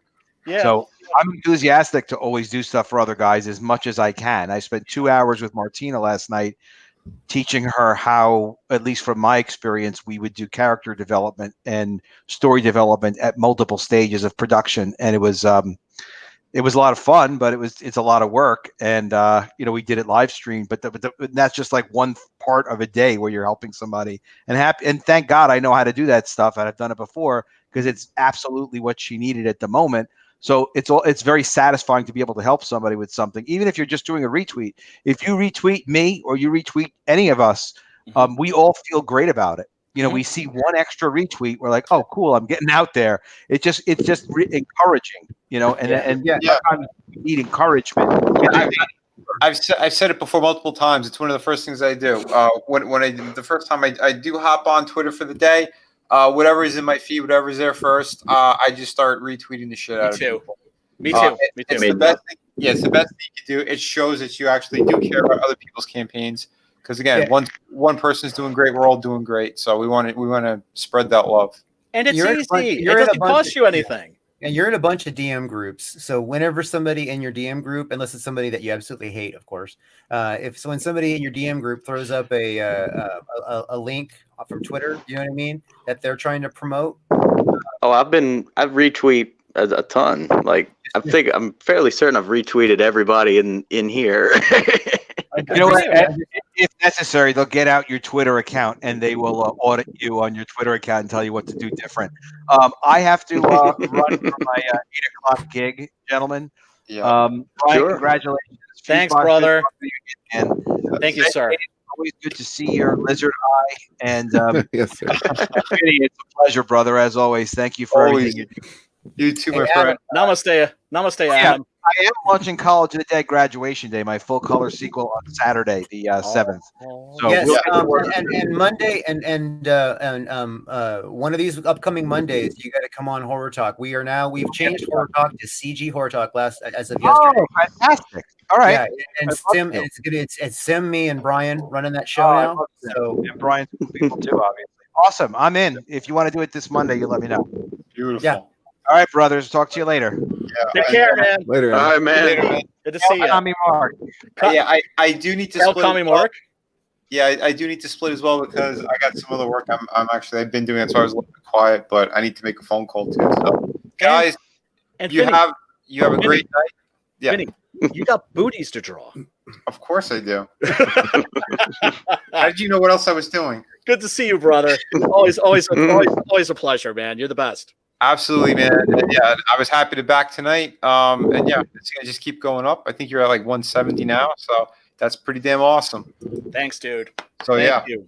And again, hit me up again, and I'm gonna get you on next time. I'm gonna grab Ben as well. And yeah, but we'll do a nice little showcase. Fantastic. Are you going to grab him by the pussy? You're the best, Vinny. No problem. Bye, guys. Peace. Bye, man. all right, so while we have this up, while we still have this up, while I want everybody there in the chat, I'm gonna post a link. I'm sure. By the way, Reggies, if you haven't noticed, I made you a moderator. Oh, thank you. I did not notice. And so I just now posted a link to the Outlaw Nights mailing list page. He's going to need a lot more mailing people than just 50 some odd people. He's going to need a lot more people on there. Yeah. This book is going to be good. All right. I have not read the whole book. I've only seen the artwork. I've seen how it starts out. I've heard him talk about it a few times. This is going to be a good book. We need to get him the people, the body, the hype going, so that when he launches it, he can make the money within a campaign period, so that this book can get made this time. Yes, sir. Yeah. You know, Amen. And here's the thing. So the first campaign failed, right?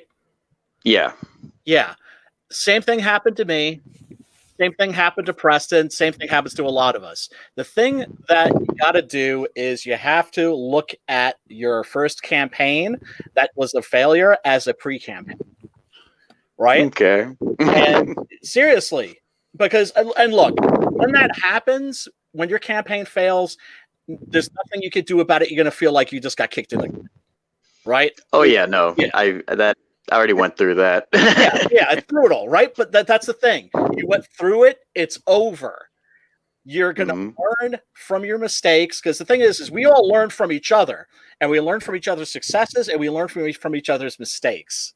And you're gonna learn from your own, and you're learn from your own mistakes, and your next campaign that's gonna go way more smoothly. So you have every reason to feel encouraged. Well, thank you so much, man. I appreciate the heck out of it. You got it, man. You got it. No worries. Can we have a better look at that art? Yes. Oh sir. boy, I wish we could zoom in. I actually can. Just hold on. Let me finish. Oh shoot. Okay. I'll call it soon as I'm done.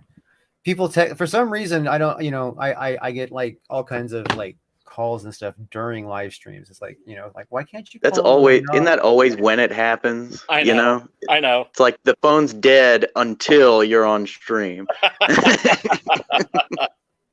I have one friend who has like an uncanny, like supernatural ability to always call at the absolute worst time. I got a few of those. Oh man. But yeah, that right there, you zoomed in on my favorite character. That's Ivory, Captain of Hazard. Yeah, nickname Mexican Jesus. Oh hell yeah. Oh, there we go. He's a raging alcoholic, as you can see. Looks good. Okay, Oh, so hell why yeah. don't you do the elevator pitch? Give people an idea of what Outlaw Nights is, what the basic premise of the storyline universe is, and what to expect with the book. So essentially, this is an introduction to our main character. I almost said Outlaw Nights. Our main character, Cyrus Lawson, who has experienced quite a bit of trauma in his life because he's living during a very tumultuous time. It's the 31st century, and humanity has been branching out, colonizing different planets, stretching out beyond the Milky Way galaxy. But it's not as advanced as you'd see in major sci-fi like Star Wars or Star Trek. These settlements are very much like one settlement per planet kind of deal until you get to the oxygen-rich planets where there's more. But that's not really relevant to this issue. That's just backstory for the future. Cyrus Lawson has essentially gone to this very small, out-of-the-way settlement called Therese, and he's living there as a security guard to kind of get the sense of small-town justice in a small town. He wants to get away from it all. He's had a very traumatic past, but this is interrupted by the pirate crew of Hazard, who are headed to Therese in search of a valuable piece of data that will help lead them to a treasure that will change the face of the territory race. The nations of Earth are all at each other's throats. We're about 10 years past the end of World War III. It was the big one, and tensions are still insanely high. So anyway, the crew of Hazard ends up, I can't blow this part because it's part of the book, but essentially they end up taking Cyrus on board as sort of a hostage. And Cyrus has to get over his prejudice towards pirates and towards criminals, and sort of he's going to have to walk that gray line. So it's very much a story of him going from a very heroic personality to sort of an anti-heroic personality. Yeah. That's interesting because it's usually the other way around. Yeah, exactly. I wanted to play around with the idea of, like, you know, people who are considered, quote, good aren't always good, and people who are considered bad aren't always bad. You know, it's like there's different circumstances in life put people in different perspectives and situations. Mm-hmm. And I wanted to have some fun with that in this, while at the same time showing a lot of awesome action, awesome fight scenes. Ship battles definitely are coming in the next issue. Cool. You know, lots of fun stuff with cybernetics. Ivory's got a cybernetic eye that allows him to, like, scan a room, you know, figure out what people are concealing in their clothes, see if they've got weapons and stuff.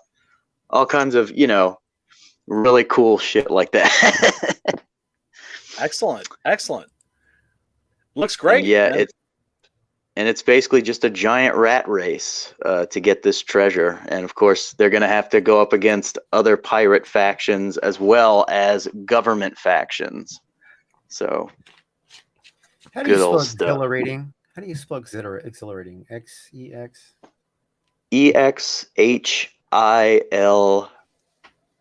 Oh boy. A-R-I-A. I got it now. Auto correct got the rest of it. Did I mention I'm the writer? Dude, I can't spell to save my life. It was like the worst thing. I don't know. There's some kind of break in my brain. It's like my brain is really fast or really creative, but I swear it's like I get stuck. Hey Brian, Replicator is in the chat. He wants to steal you for 20 minutes. Why don't you go hop over there and absolutely. And when you're done, you're welcome to hop on back if we're still rolling. Namaste. Okay, awesome. All right. Audi 5000. Hopefully see you soon, Drew. Poof. Amen. All right. Hey, so I definitely think everybody needs to experience this book. I agree. Gabe, you got anything that you want? I mean, because you've had been on your show before, right? Oh yeah, we've gone over this before. It's a good looking book, man. I don't know. I don't know what to say about the whole. I mean, as far as expenses go, because I know this shit's expensive, man. I know it's a tricky situation. But well, the beautiful thing is if you can get the amount during the campaign period, you know what I mean, then you're good. You're golden. You know what I mean? Yeah. You could, sure. If you have like personal credit and you're willing to play a gamble like I do, you know what I mean? I don't recommend that. I do not recommend that to anybody. It's just what I did. So I can't say don't do it because it's what I did. Okay. But in that situation, you can afford to let it roll into in demand a little bit and play a long game like I do. You know what I mean? So you know what I mean? But depending on your personal situation and what you want to do, and you know what I mean, it's just the 13K number for a first book. You know what I mean? I know is rough. Yeah. It can be done. It can be done, but it is a rough call. And you would definitely have to launch by June or in June, because if you launch after June, you may not, because the summertime it's going to be sucked up with a lot of different campaigns, a lot of different people and vacations and saving for Christmas and whatnot. Yeah. Right. So so June is the last month to launch, unless you're John Malin, who can launch in July and still make his money. Well, I'd like to get there. Brian, how many pages do you have on Outlaw Nights? It's about 48 pages. Actually, there's probably going to be a couple extras thrown in there because I know Render had ideas for some pages to kind of help pace the story a little bit differently. Right. So it might be closer to 50. I was just wondering, because I know what some people do sometimes is they will launch a campaign and just kind of do like a series of books, you know what I mean, like a series of floppies. So like if you hit a certain mark, then you get book 2, and then if you hit a certain mark, you get book 3. But if that don't happen, then you just launch another campaign for book 2. You know what I mean? Yeah, absolutely. You could do that. You could reduce your cost by splitting it into 2 books. Can you do that with the story? Because if it's 48 pages, you could do 2 24s. Yeah, I could do that. I mean, that's how I'm doing. That's how I'm affording my next campaigns. Is my next book would be between 144 and 160 pages, and I'm doing it in bites of 24 to 30. So okay, but no, I mean that is a good idea. That is something to consider right there. Well, it's affordability, Yeah. Just a suggestion, just something to look at. Absolutely. Yeah. Well, I mean, if you if you have 8 pages done, you're a third of the way there. You know what I mean? Absolutely. And I'm hoping before I launch though to be able to get at least commission at least maybe one more page, at least, because I want to get as much of this done as possible. Right. Because I don't want to be the next Critias, Nobody does.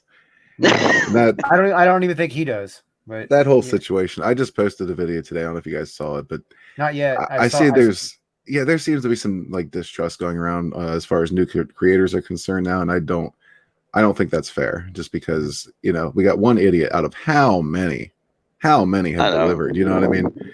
So yeah, I just had some things to say about that. Well, in fact, I was on your. I think I was either on. I think it was your show that I was on because I went on your show long before I went on the Art City Comics show.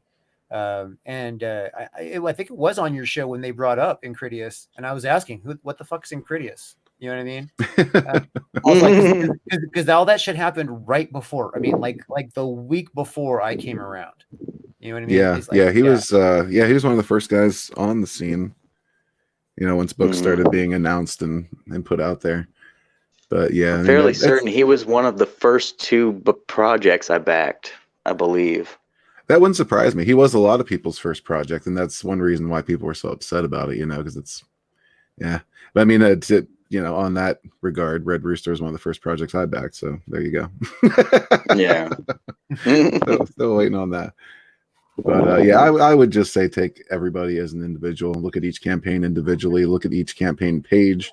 If you like what you see, you know what I mean, then go by that. Don't just say, oh, it's a new guy. Fuck him. Yeah. Oh, well, yeah, I'm still waiting for the first book I backed too. It was Malin's book, the one he's got now that's almost that is what it's Stuck in China. Oh yeah. Yeah, I'll say that Malin delivered pretty quick on his first book. I was impressed, and he used the Gemini mailer. You don't see a lot of this. That's funny. I don't like the Gemini mailer because my trading cards don't fit in it. So. No, my trading cards are look. Well, I got one right here. I got a Gemini mailer here that 6-gun gorilla came in, and then my trading cards don't fit. Oh, you got a sheet, right? You know, because I figured I do them in sets of 9. You know, so that so they can be like that. You know. Yeah. I'm hoping that people who collect cards, are smart enough to have a fucking binder for their cards. You know what I mean? It's like, because you collect them, you should take care of them. You know what I mean? So I'm sending them a whole binder page. You know what I mean? It's like, boom. It's like, but it makes the logistics a little bit more difficult. I'm not going to be doing that with my next campaign until I get to the very, very, very, very end, and then I'm going to offer all the trading cards together in a certain way. I don't want to talk about my campaign yet because it's not time for that. We're talking about But I mean, yours next campaign, Rise of the Pirate King, that's related, Yeah. Yeah, there's a lot of pirate stuff going around this year. Of course, Drew had to show me up by making the Pirate King. Yeah, well, you got Uhura here, so come on. Well, you're talking about space adventures, pirates are fairly common. Yeah, it's basically pirates, Sorry, well, I'm not thinking straight. Well, I mean, because it's really an easy thing to examine why that happens, because space is like the ocean, and a spaceship is a lot like a submarine. You know what I mean? So. So all the things that could go wrong with a submarine are all the same kinds of things that could go wrong with the spaceship. It's just kind of in reverse. The pressure is in reverse, more or less. Right. And then because it's naval based, high seas, all the maritime adventure aspects are applied to a space adventure, and then of course any kind of maritime adventure is going to interact with pirates at some point because it's an unbridled, opportunity to take advantage of your fellow man. You know what I mean?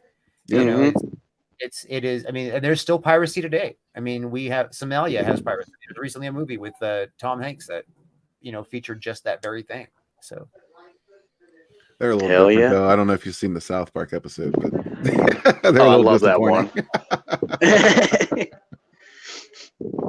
I actually have not seen that. Pirates.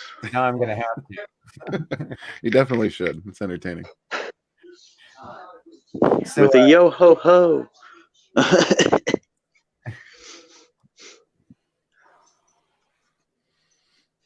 Yeah.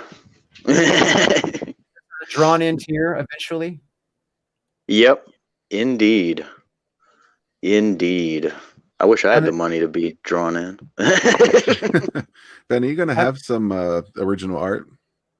Yes, we are going to do 10 pages of original art. Normally, Render's mostly just a digital artist, but he volunteered to do 10 pages by hand specifically for this. So, That's definitely going to be exciting. Yeah, so that'll help you with your 10K. Do you know what you're going to charge for those pages? We're going for about 220 a piece. Why that number? Just out of curiosity. Like it was a little more than what I was seeing, and I was judging it based on what I think, the quality of Render's artwork, because I think he's definitely going places. Well, almost everybody in Comicsgate knows who Render Contender is.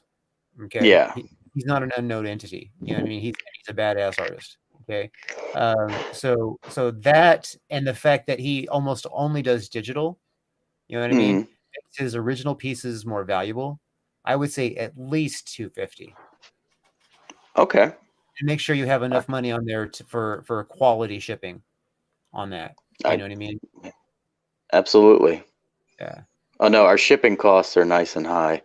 I mean, our shipping numbers are nice and high. If you sell all 10 of those at 250, you know what I mean? That's going to be what, $4,000.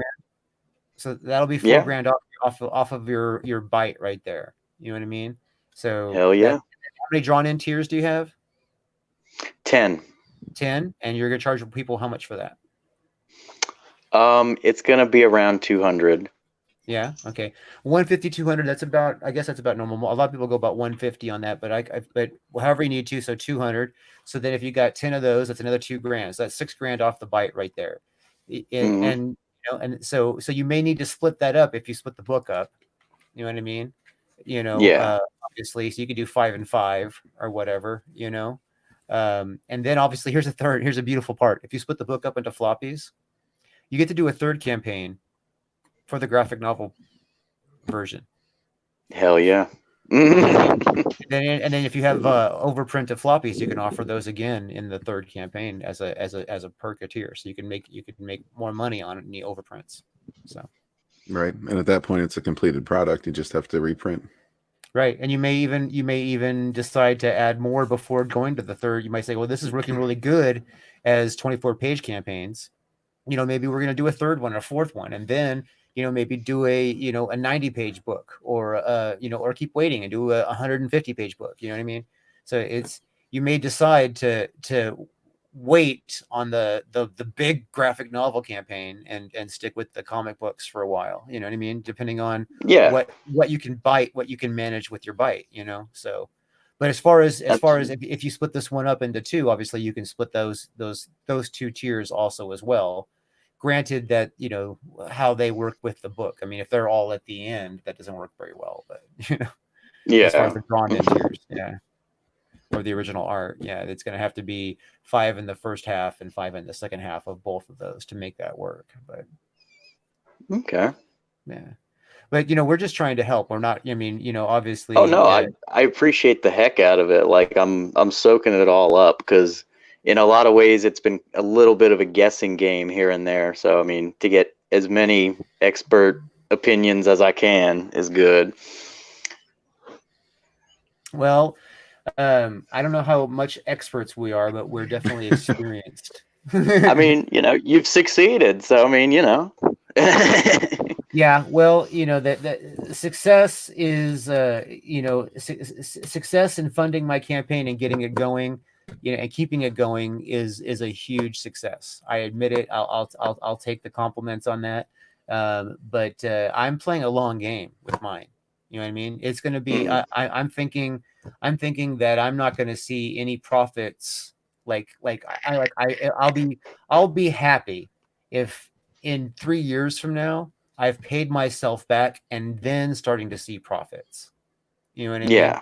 If it happens a lot sooner, I'm jumping up and down for joy. But I crunched my numbers, and at the pace of things are right now, 3 years, and I'll have another book out completed by then. You know what I mean? And working on the third, I'll be in the middle of my third book, in 3 years from now.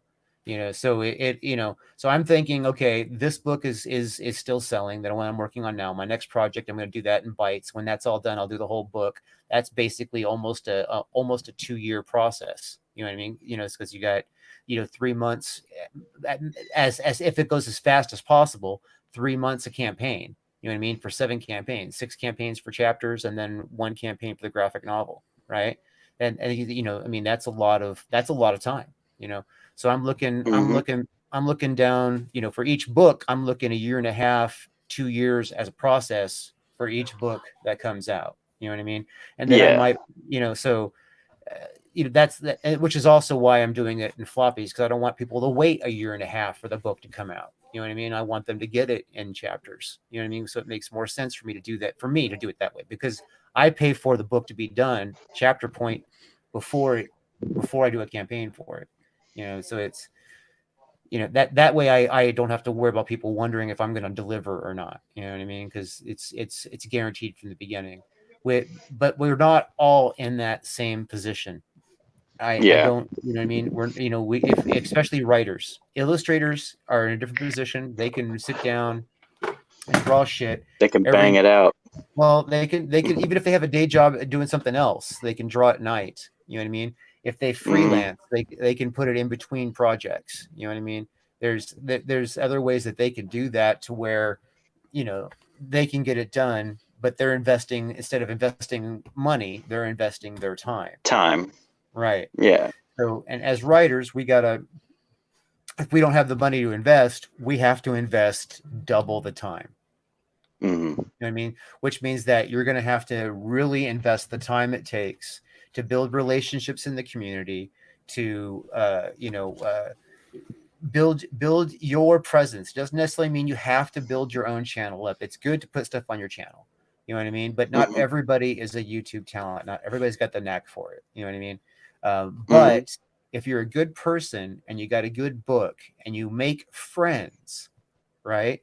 Then, you know, there's nothing saying you can't, you know, find somebody who will, you know, who will bring you on their show regularly as a co-host, because they can't handle dead air. They may have a small channel, you know what I mean? But they can't do a show with dead air.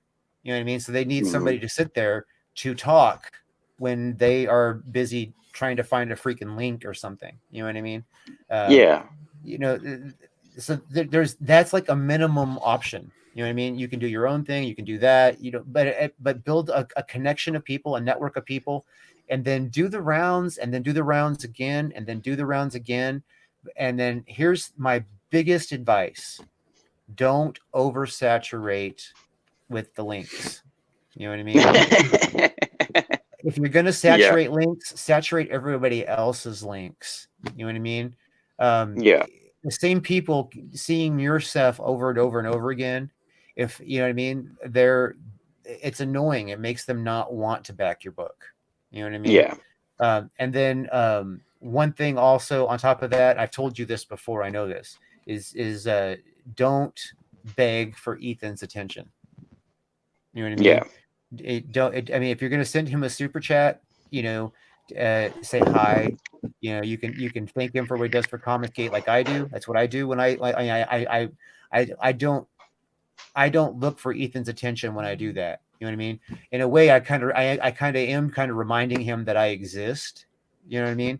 But at the same time, I am thanking him for what he does for Comicsgate.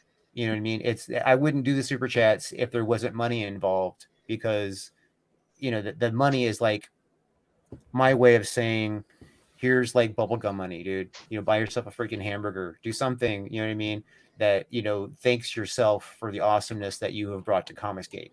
You know what I mean? Because without EVS, there would not be a Comicsgate industry right now. That's the straight truth.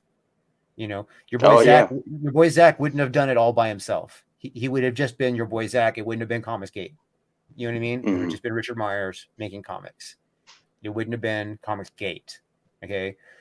Without EVS and bringing in his fandom menace people, you know, that is where Comicsgate, you know, really grew, because then he reaches into the industry and, you know, he reaches around, you know, we got John Malin, then we got, you know, it grows, you know what I mean? It grows.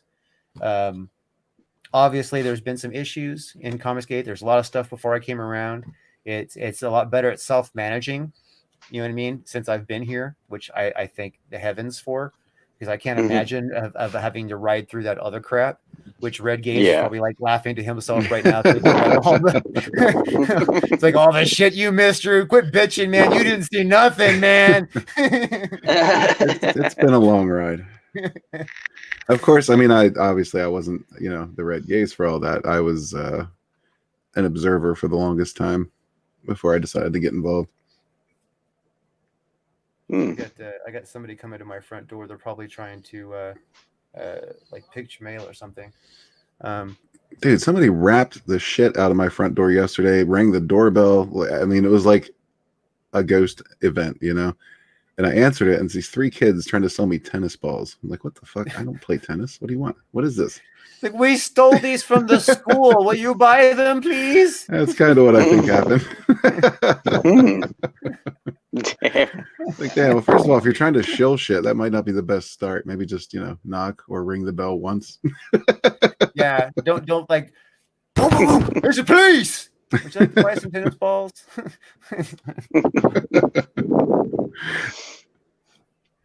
Lordy. Oh, wait, I see Optimus is back.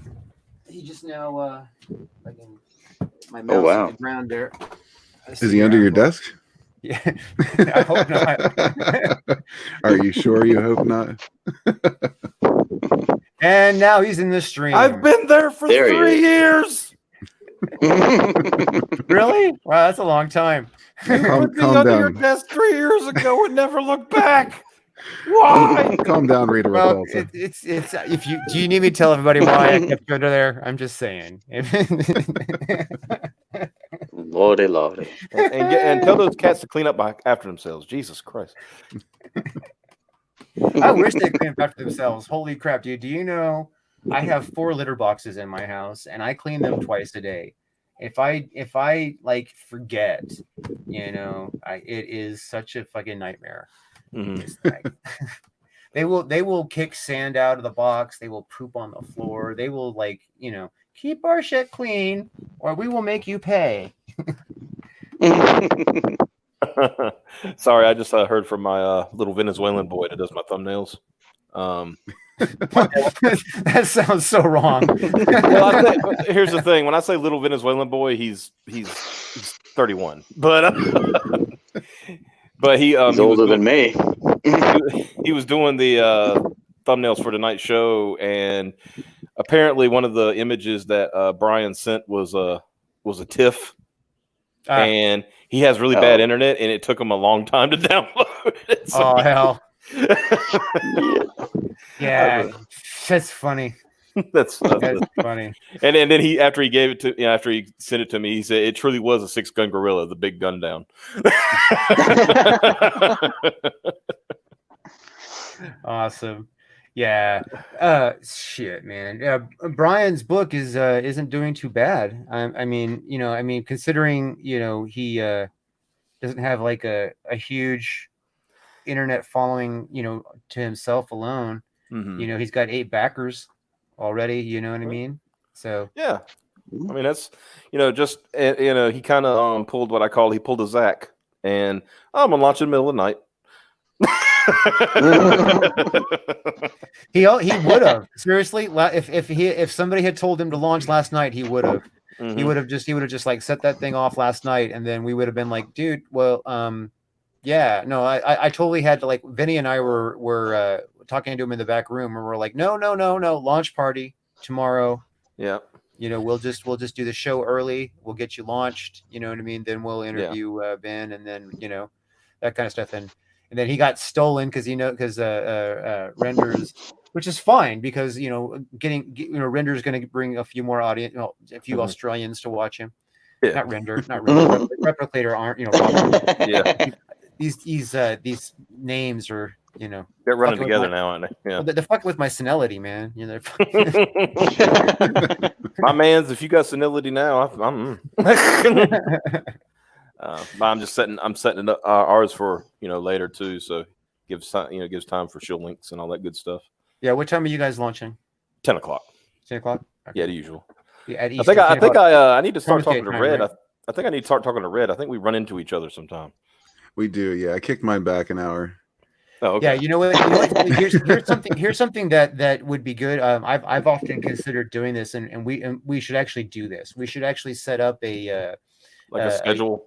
A YouTube schedule, a Comicsgate YouTube schedule, and then people will roll over each other, but everybody should like announce what they're like if like for instance, if you have a show that is the same time every week, you know what I mean? You know, make sure it's in the schedule. If you plan on doing a show that's off the schedule, you know what I mean? Just announce it. And it's not telling people don't cross streams with me. You know right. What I mean? Yeah. I get what you're saying. Yeah. But the beauty of that is like, say, like you finish your show, you can see who's doing a show right away. You could already know, and you can drop a link in the chat and say, hey, go over and check out this guy's show right now. Links in the chat.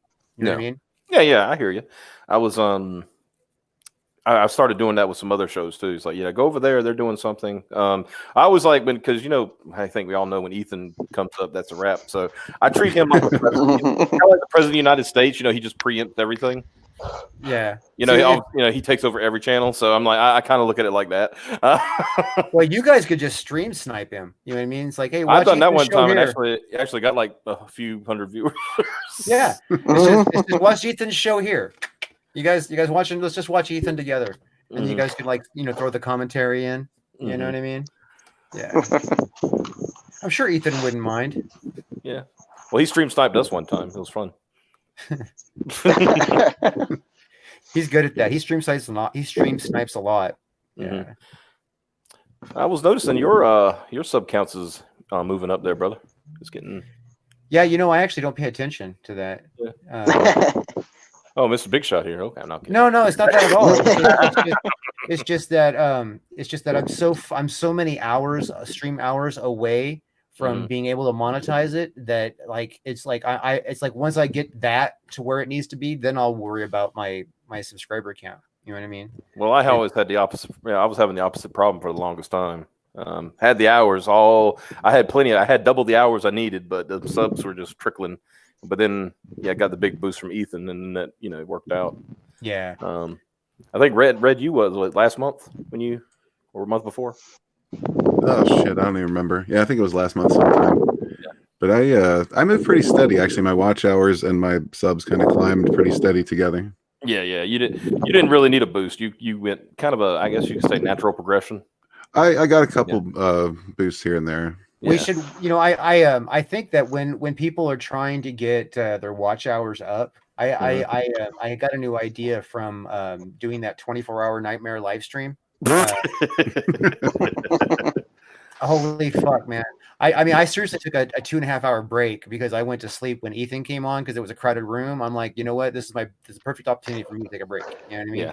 So Ethan came on and I was like, okay, I went to take a nap, and I woke up and it was just Liam. It was Liam and Raging Golden Eagle talking Liam stuff. Mm-hmm. You know what I mean? And you know how Liam can go on about his characters and just down these like rabbit holes forever. Yeah. And you gotta love it. You know what I mean? Because it's entertaining. But if you're in the middle of the night, you're not following it. I'm sure a lot of people are probably like, whoa, So I jumped back in and changed the subject and talking about the book again. A lot of books that night made some money too. Not just the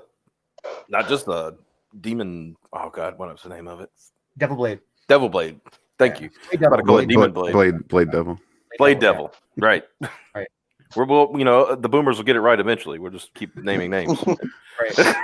Throwing them out there. We'll get it right. Yeah. Stumble across it like a fucking watch. A lot of books got extra money because Raging has a huge following. He's got like 62,000 subs just on his channel. Yeah. Right.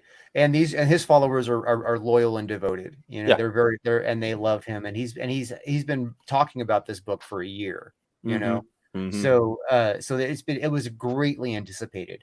He wasn't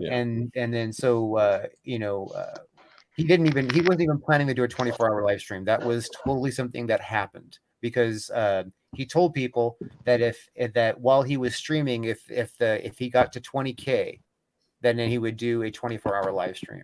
Mm-hmm. And I was just sitting there, chilling. I think it was who was on there with him? It was me, him, and someone else, when he was just talking about that, and I was all like, dude, don't do that. And he's all like, what? No, dude, you don't realize you're gonna get that. And he's all, no, what? No, he's thinking maybe 10 tops. You know what I mean?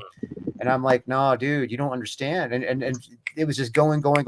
And I'm sitting there, I'm doing all the promo shill stuff. You know what I mean? Getting there, and sure enough, he got up to that 20K point in the first hour. And because like it launched, and I went and checked it, and it was still. Let's put it this way: when I checked it, it was at 0. Right. And some of the rooms that, we all, we're in some of the same DM groups, here and there. And I think it was Joe, not Joe Fwago, because he's definitely not Joe Fwago. Joe Fwago is dead and buried, but not Joe Fwago mentioned. I mean, he popped up in like 2 or 3 other chats that were all in. He just said like, RGE just made $10,000 in 20 minutes. I'm like, what? Right. Because those early tiers went quick. Those high tiers, like those big tiers, they went quick. All the drawn in tiers were gone in 5 minutes. All of them. And it's funny because he actually launched the campaign before doing the live stream. By the time he got to the live stream, all the drawn in tiers were gone. Wow. Jeez. Yeah. and his campaign was taking time to update. So like you would watch, you go there and you'd be like, why does it say 0 and there's 10 backers? You know what I mean? Because it did. Because I was back for number 7. You know what I mean? And I was racing for that number 1 spot. You know what I mean? And it seriously was like, it was saying 0. And I was like, but Indiegogo has I guess something in their back end. It's not up. That doesn't update. It takes like 5-10 minutes for it to catch up to itself. It instantly updates the backers, but it doesn't instantly update the money. Right. Like I did a stream last night with Kami Mark, and he was getting backers, but it was not, showing, new denomination until like 5 minutes later. So yeah. But, he made a couple hundred a little over $100 last night on his the great book, The Adventures of Kim Il Sung in North Korea. Yeah, right. I kind of regret not shilling my book a little bit on that stream because I kind of have a personal policy where when I'm shilling somebody else's book, I'm not shilling mine unless you know what I mean. Unless I'm there to shill, but if I'm there strictly for the point of working somebody else's book, I don't work mine into the mix because it seems as though, to people, I guess because I want people that I'm trying to tell buy this guy's book. Oh, well, but buy mine too. You know what I mean? It's like, and Red, you probably remember this too. Like early on, like in 2018, when the Cyberfrog was on camp, the first one was going, and it seemed like just about everybody had a book, and Ethan was bringing people on, and everybody was getting funded, and and it was just like a party stream. Even though Ethan was there to steal Cyberfrog, like everybody was getting in on it essentially. So yeah, the thing about I was going to say is that when people are looking for hours, we should have streaming marathons where everybody tweets it out and everybody comes and hangs out and drives those numbers up. Because let's just address it like this: that for most of the stream, the numbers were over 450 for most of it, but it never went under 329 even once. Right. And so if you think about 24 hours,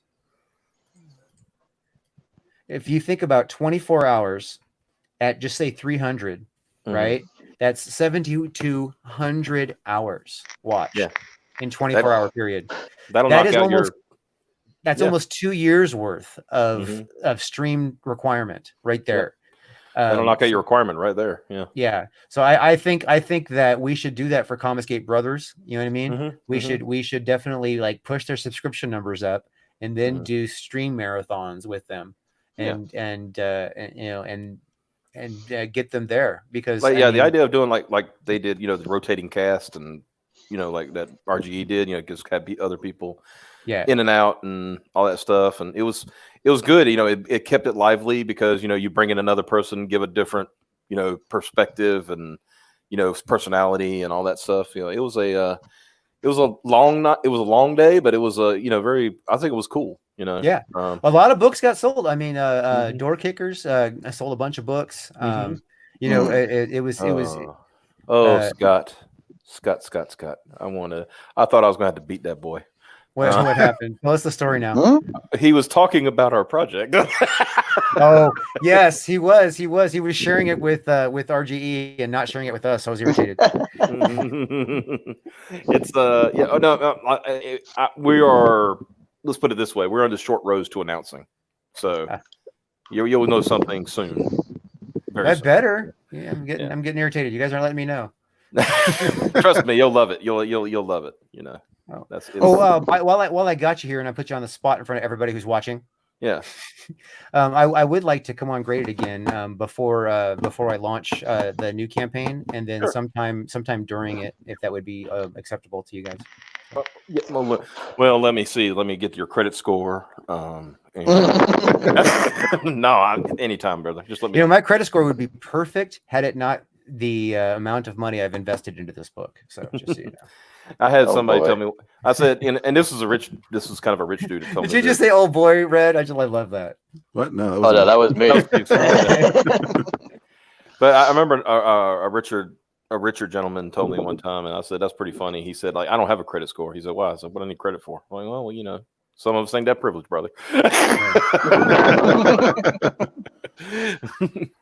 I'm using my credit cards to continue to pay my illustrator, and then I'm able to pay my credit card payments from the money I make out of the campaign selling the current book. So yeah, I mean, I could afford it otherwise. You know what I mean? It's just that I would have to go. I would have to, I would have to do without to you know what I mean? Because I already cut all my slack. So, but I'm smart enough to play the long game and play it smart. You know what I mean? Which is something that I recommend to anybody who wants to do this stuff. You know what I mean? On your own money, all that kind of stuff.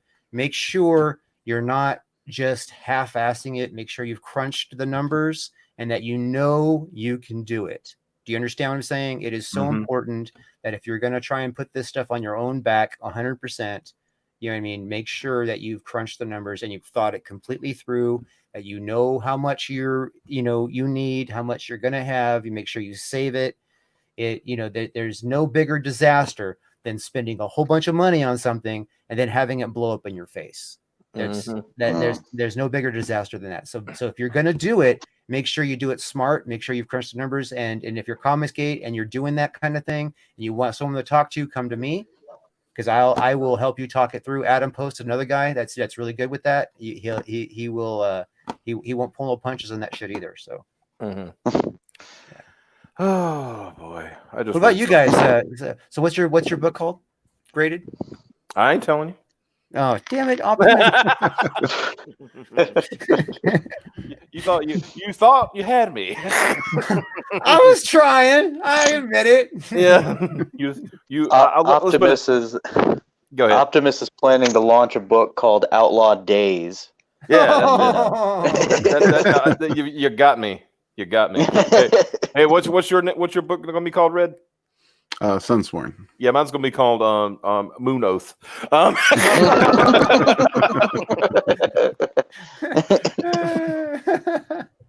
Wait. I think I've seen that book.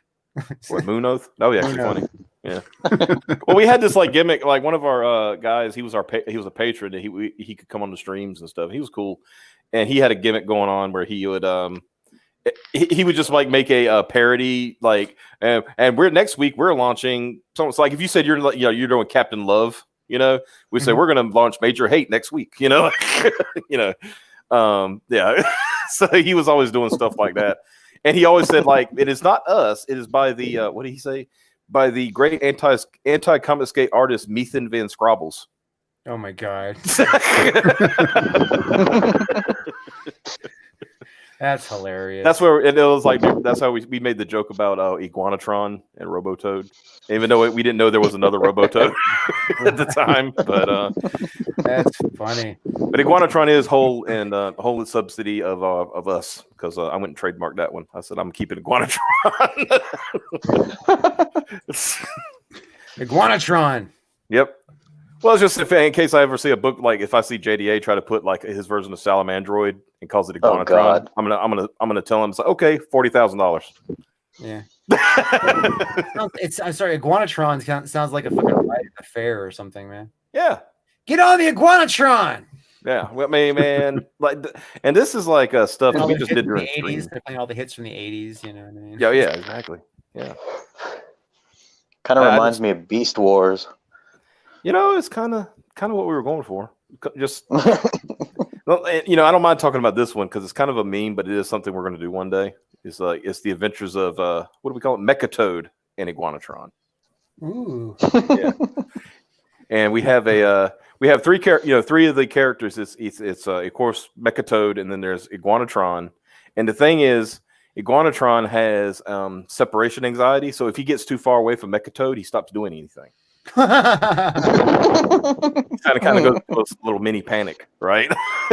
So, and then there's my personal favorite, and this was just came out by accident. There's Hella Tortoise, a flying gigantic flying turtle helicopter.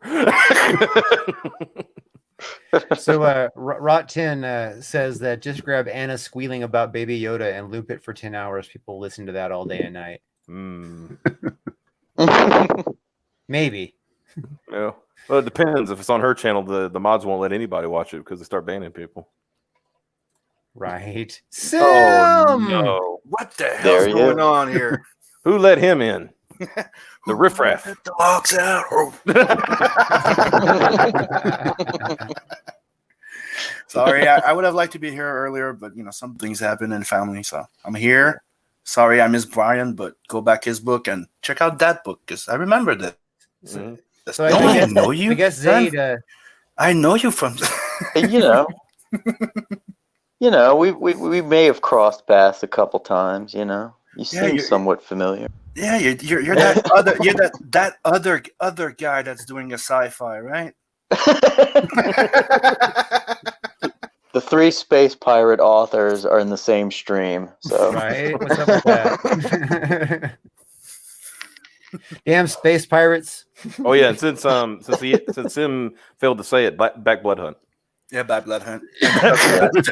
And something else in an adverse.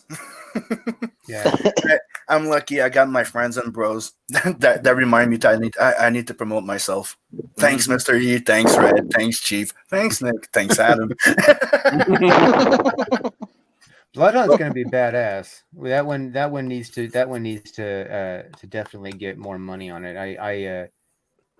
I get irritated when I see how long you've been shilling that and it's like not any bigger than it is, man. I'm like, okay, why is it that I realize that Sim doesn't fucking ever talk about his own damn book? And I'm like, oh. It's like I got two hats. It's like I have a hat that's like promoter and one hat that's me.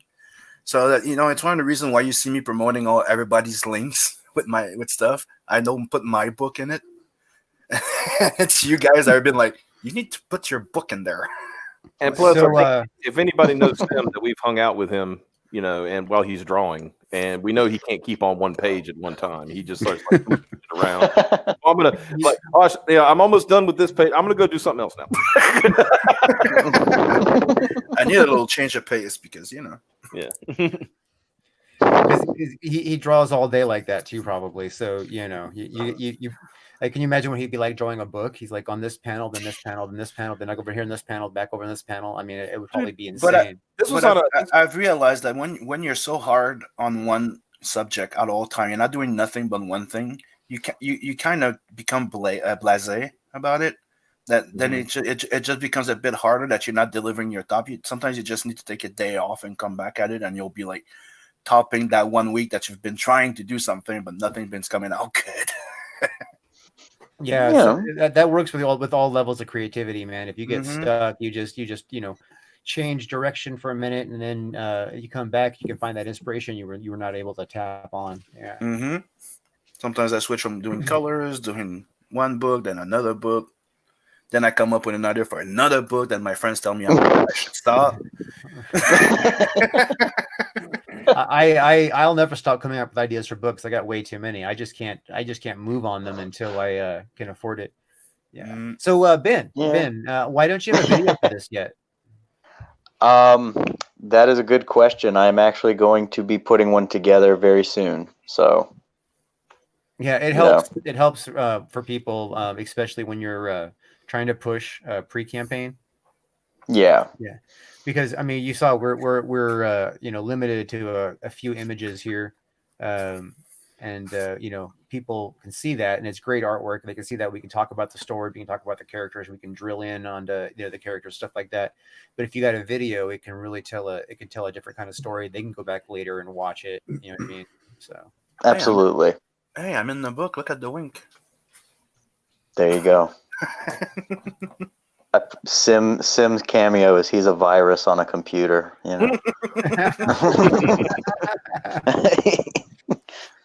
I remember making a joke with your when you were on, we were talking about, it's like, man, these guys are violent. Nobody has an arm. That's like the first scene, right? When Homeboy gets his arm cut off.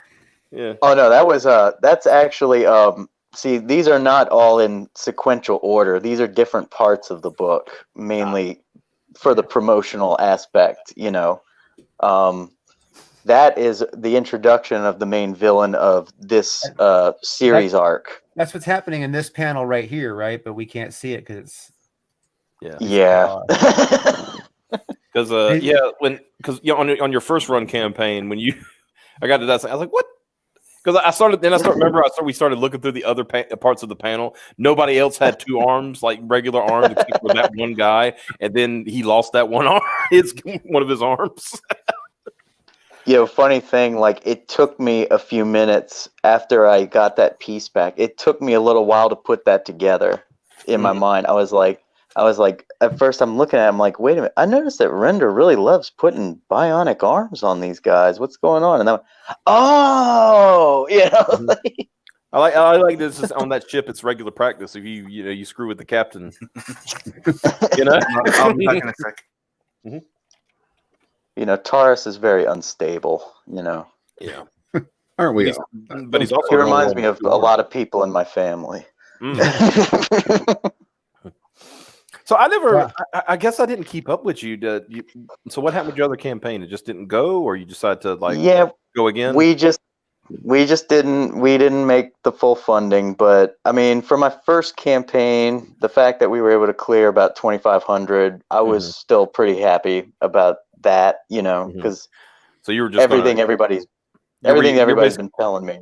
So you're just revamping and going to go again, essentially. Yeah. Mm-hmm. Yeah, you've been, because I've seen you been that link. It seems like every thread I got, because you know how you don't see a thread unless somebody you follow also comments in that thread, unless you click on it. It seems like every Comicsgate related thread I see you posting that link. You're gonna make sure that people see. Satisfies my anxiety. Yeah.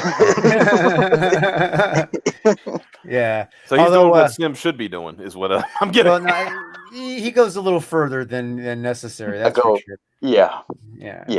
I would say that plug other people's projects 3 times as much as you plug yours. Okay, that's a good rule of thumb. If you're gonna plug yourself that much, we should see other people's projects from you 3 times as that much. You got a whole list of them. Just go to one of Nick's threads and pick some out. I retweet everything I see. So there you go. That works too. But if you can, like you said, if you could throw another, throw out your own personal link, and say, hey. Yeah, check this stuff out. Retweeting with a comment off of Nick's stuff is a way to go. Also going to the Indiegogo page itself and creating your own referral. Yeah, because it's just a retweet is great, right? But it really is like the absolute minimal effort. You know what I mean? Making an actual and it's not hard to go and get the Indiegogo code right off the Indiegogo page, and then say, this book by, and then you put the who makes the book, on Twitter, their Twitter handle, is going, it looks great, is going to be funny. The author is super clever. Say something positive that you like about the book, that something that you truly feel is real. You know what I mean? And then and it doesn't have to be long.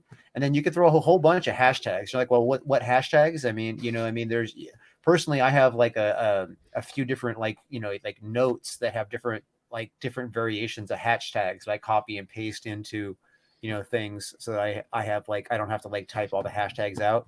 I like post more than the tweet can handle, and I delete the ones I don't want. There you go. Hey guys, I gotta jump out. I got some things to take care of, and I got to stream later. But you dude, it was great meeting you. Thanks for showing up, Red, man. Thank you, man. Talk to you soon, brother. Yeah, man. Good talking to you guys. What's on your show tonight? Oh, we're doing the Gazing into the Abyss. The bullshit stream. Oh, wait. The you and Lola stream. Yeah. While everybody's listening, go and find Red in the chat. Red Gaze in the chat right there. Why don't you make a comment real fast, Red, so they can find you quickly? Oh, I'm gonna share his link to his YouTube right now. Well, see, never mind. Sim's gonna handle it. Go subscribe to Red Gaze and then come back. Thanks, Drew. Have a good night, guys. I will catch you all later. See you, Red. Right, buddy. See you later, man. And while you're out there subscribing to shit, you subscribe to Greater.5. Well, thank you. And Fusebox. And Fusebox. Did you comment in there? Because I don't know. And don't forget to put on your schedule CG Manga and CG Horror now. Yeah, CG Horror Monday nights on this channel. So CG Horror is on this channel, on Drew's channel. Monday night. Yeah. Okay. CG Manga is on Sim's channel. So yep. Yes. And we need to talk, Optimus. Oh.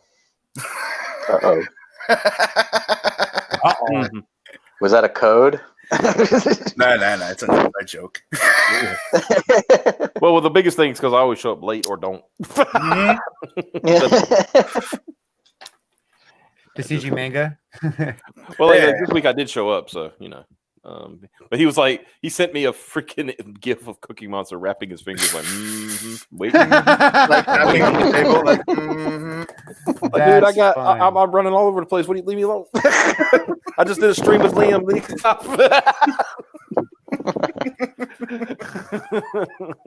Lordy. I mean, just following her, it was like that day. It was like following Liam around to different streams seemed exhausting. Trying to see where he was, what he was talking about, and where he was going. And then I was like, and I know it was exhausting for him because he had to actually do it. And then just getting to our part of it was like, Oh, by the way, Optimus, I finally watched the first movie of North. It's North Star. Yeah. What'd you think, dude? It's fucked up. He barely fucking touches somebody and their head explodes. I'm like, the fuck? I told you, like, brother. I told you. I just tell him. I liked it. It's like, I've never seen. He said, go ahead. Sorry. Yes, Zaid was earlier saying the title stream says Six Gun for him, and I'm like, well, yeah, it's because we converted the two things together. It's the Six Gun Guerrilla launch party. And then Outlaw Nights promo. We are mixing it on, and then Brian may actually make it back, and we'll finish the launch party. So. Yeah. and he'll be on our stream in an hour. So yeah, which I just set up. There is a if you don't mind, I can. Yeah, let's. Do you need me to share it? Yeah, if you don't mind, I'll send you the link and thing. Send it to me and I'll put it in there. Yeah, just so that way people, they don't have to stay there. You can just set a reminder; they'll be good to go. Right. Yeah, you know what? I need to figure out that code again for to link subscribes, because you can actually a YouTube you can actually click a link to and subscribe without actually clicking the subscribe button, just off of a link. So yeah. I just got to remember what that code is. I haven't. Oh Lord, I was looking for Sim. I was like, "Where is Sim?" I was clicking on the Discord. Just got the same. I am. So Six Gun Gorilla is at $240 and 9 backers already. So there you go. I mean, and considering it's been only 3 hours, that's not bad. Yeah. Yeah. Well, we'll I mean, it's not Raging Golden Eagle fast, but it's not horrible. And plus, like I said, he launched it at like 8:00 at night. Well, he wanted to launch it, You know what I mean? Yeah. He almost launched it last night, and we talked him out of it. You know, because but I figured, you know, at least I could get him a stream of 6 people, you know what I mean, to you know, talk about his book and spread the word a little bit, and you know, and then still have him some slack where he can go on to other streams and shill the book and come back or whatever he needed to do. So, but I ain't doing no 24 hours, man. I mean, I'm just thinking I could probably pull it off, but I would be relying heavily on, you know, like kind of like what RGE did, like, you know, hey, you come in and you come in, everybody comes. Oh no, you know, he was significantly tired by the end of that stream, and it's funny, but he was like delirious to the point of second wind. You know what I mean? Yeah. When it was done. Like when it got through the night and the next morning and the sun was up, and you know what I mean, it was like almost noon there and shit, and he was like all like laughing at everything. And I was listening because I was doing some I was riding around and I was listening to the stream, and it was funny because I forgot, I think it was Liam and Vinny were shilling, and then they were shilling their books, and all of a sudden Malin comes. I was like, hey, wait a minute, hold on, let's talk about let's talk about this book, which I think you said you did too. You know, you're just like, oh, you know, hey, you know, that's why we're here. Right. I'm glad we're all making money too, but hey, you know. That was just damn. But like I said, and like you said, you were exactly right. He was starting. You could tell the delirium was setting in a little bit. But what was funny, he probably only slept for like 3 or 4 hours. Next thing I know, he's up streaming again. Oh yeah, no, he was like streaming like at the 7 o'clock doing the Minecraft thing, and and I was actually streaming Horror Talk here, and so I couldn't listen to what he was doing, but I went in and I was like I brought up his Indiegogo and was watching it, you know, and you know, watching that it wasn't really moving. And I'm like, I went in there and I saw that he was like really hardcore playing Minecraft. Yeah, and then so I like did a super chat telling like everybody Backblade Devil. You know what I mean? Yeah. and then I went back over there in a couple of minutes and I saw that that he had up his campaign and the numbers were moving again. Oh yeah. He's like, oh yeah, the campaign. Shit. He probably got. I mean, honestly, you know, he probably got at that point got tired of seeing his like stuff over and over again. It's like, here we go again. 24 hours of this. Well, he was probably still tired. I mean, let me just tell you, I was still hurting last night, and I took a nap during his stream. Yeah, you know what I mean. And then I it was only like a couple of hours nap, but it was still a nap. And then at the end of it, I went to sleep at that and woke up, and you know, so I had like maybe 4 or 5 hours sleep total, you know, maybe 4, you know, but and I was hurting, you know what I mean, and he probably had less sleep. He probably didn't even go to sleep, you know what I mean. Yeah. So he was. I'm thinking that when he was there playing Minecraft, you know, he's like, oh yeah, I got a campaign going. Yeah. Because I know, I think it was like at one point Liam was joking during that part, you know, that I was listening to the next day. I think Liam was joking about like just master the ability to take 10-second naps or something like that. Yep. Just a quick like put you close your eyes, like, all right, let's go. Yeah. But gentlemen, I need to run because I got to go set up for our stream for Brian. Yeah, because I want to make I got to get I got to go herd my own cats. You know who they are. So yep. So we do. So it was a pleasure. Wish I could have like hung around longer, but like I said, dinner popped up and all that stuff around the same time. So when you're ready to launch your mailing list for your book, man, come back on and we'll talk about it. Definitely. Yeah, it should be soon. So I'm doing Indie Comics Interviews is going to be Tuesdays. You know what I mean? That's going to be the show that I normally talk about indie comic stuff, and then I'm going to be doing Indie Comics Spotlights. I'm not sure which day of the week. I think I'm going to try and target Thursday. But I don't know if I'm going to do live streams or if I'm just going to upload videos on that. So, but definitely when your book is ready to be promoted, I want you back on, man. So yeah, we will. And then you can come on to hang out too, man. If you show up in the chat, dude, and I know you're available, man. I'll fucking fire your link. So sounds good. All right, guys. I'll see y'all later. Y'all have a good one, everybody. All right, later. See you, Optimus. Good Very stuff. cool dude. Very cool dude. Yep. It's funny when I went on their show. I asked Piper if I could go on, and he's all, "Why didn't you ask me?" I'm like, because you don't follow me on Twitter, Dick. And he probably said something like, "Fair enough." Yes, exactly. I don't know him at all.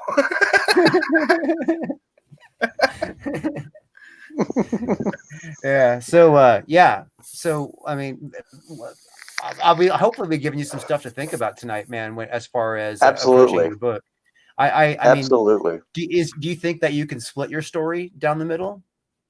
I think I could. I just need to. I'd need to tweak a couple of things, but I probably could. Yeah, because I think that if you could split your story down the middle, right, and then you already have 8 pages, so that would say, so you said that it would be 7 and 3, so then it would be half that would be now the 7, that's in addition to the 8, or is that including the 8? Wait, say that one more time. I'm sorry. The 7K to pay render. Is that that's including just the 8? Is that not? That is, I think that is including the 8. Okay, so it's less than that. So it would be less than that, but so with the 8 included, it would be 7. So if we split it in half, that makes 3,500.